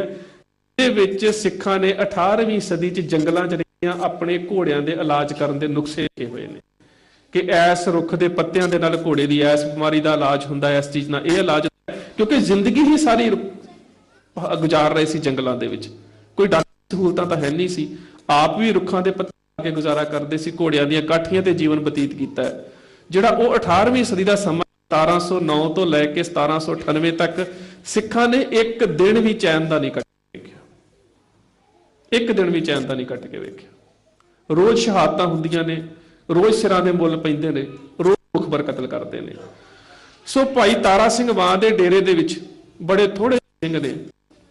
ਉਸ ਵੇਲੇ ਲਾਹੌਰ ਦੇ ਦੋਵੇਂ ਹਾਕਮ ਫੌਜ ਲੈ ਕੇ ਇੱਧਰ ਨੂੰ ਆ ਰਹੇ ਨੇ। ਸਵੇਰੇ ਮਨੇਰ ਦਾ ਸਮਾਂ ਹੈ, ਰਾਤ ਨੂੰ ਫੌਜ ਨੇ ਆ ਕੇ ਵਾੜੇ ਨੂੰ ਘੇਰਾ ਪਾ ਲਿਆ। ਸਵੇਰੇ ਕੁਝ ਜਰਨੈਲ ਵਾੜੇ ਵੱਲ ਚੱਲਣ ਲੱਗੇ ਤੇ ਭਾਈ ਬਘੇਲ ਸਿੰਘ ਸਵੇਰੇ ਬਾਹਰ ਆਏ ਹੋਏ ਸੀ। ਜਦੋਂ ਉਹਨਾਂ ਨੇ ਵੇਖਿਆ ਕਿ ਸਰਕਾਰੀ ਫੌਜ ਡੇਰੇ ਵੱਲ ਨੂੰ ਆ ਰਹੀ ਹੈ, ਪਹਿਲਾਂ ਤੇ ਸੋਚਿਆ ਕਿ ਭੱਜ ਕੇ ਡੇਰੇ ਜਾ ਕੇ ਸਿੰਘਾਂ ਨੂੰ ਸੂਚਿਤ ਕਰਾਂ। ਫਿਰ ਸਿੱਖ ਦਾ ਕਿਰਦਾਰ ਵੇਖੋ, ਕਹਿੰਦਾ ਕਿ ਜੇਕਰ ਮੈਂ ਭੱਜ ਕੇ ਗਿਆ ਕਿਤੇ ਖਾਲਸਾ ਇਹ ਨਾ ਸੋਚ ਲਵੇ ਸਿੰਘ ਮੌਤ ਤੋਂ ਡਰਦਾ ਭੱਜ ਆਇਆ, ਪਤਾ ਹੀ ਲੱਗਣਾ ਹੈ ਨਾ ਵੀ ਫੌਜ ਦਾ ਪਤਾ ਲੱਗ ਜਾਵੇ। ਕਿਉਂ ਨਾ ਮੈਂ ਮੁਕਾਬਲਾ ਕਰਾਂ, ਜਦੋਂ ਤੇਗਾਂ ਦੀ ਟਨਕਾਰ ਹੋਵੇਗੀ, ਤੀਰਾਂ ਦੀ ਆਵਾਜ਼ ਆਵੇਗੀ, ਬੰਦੂਕ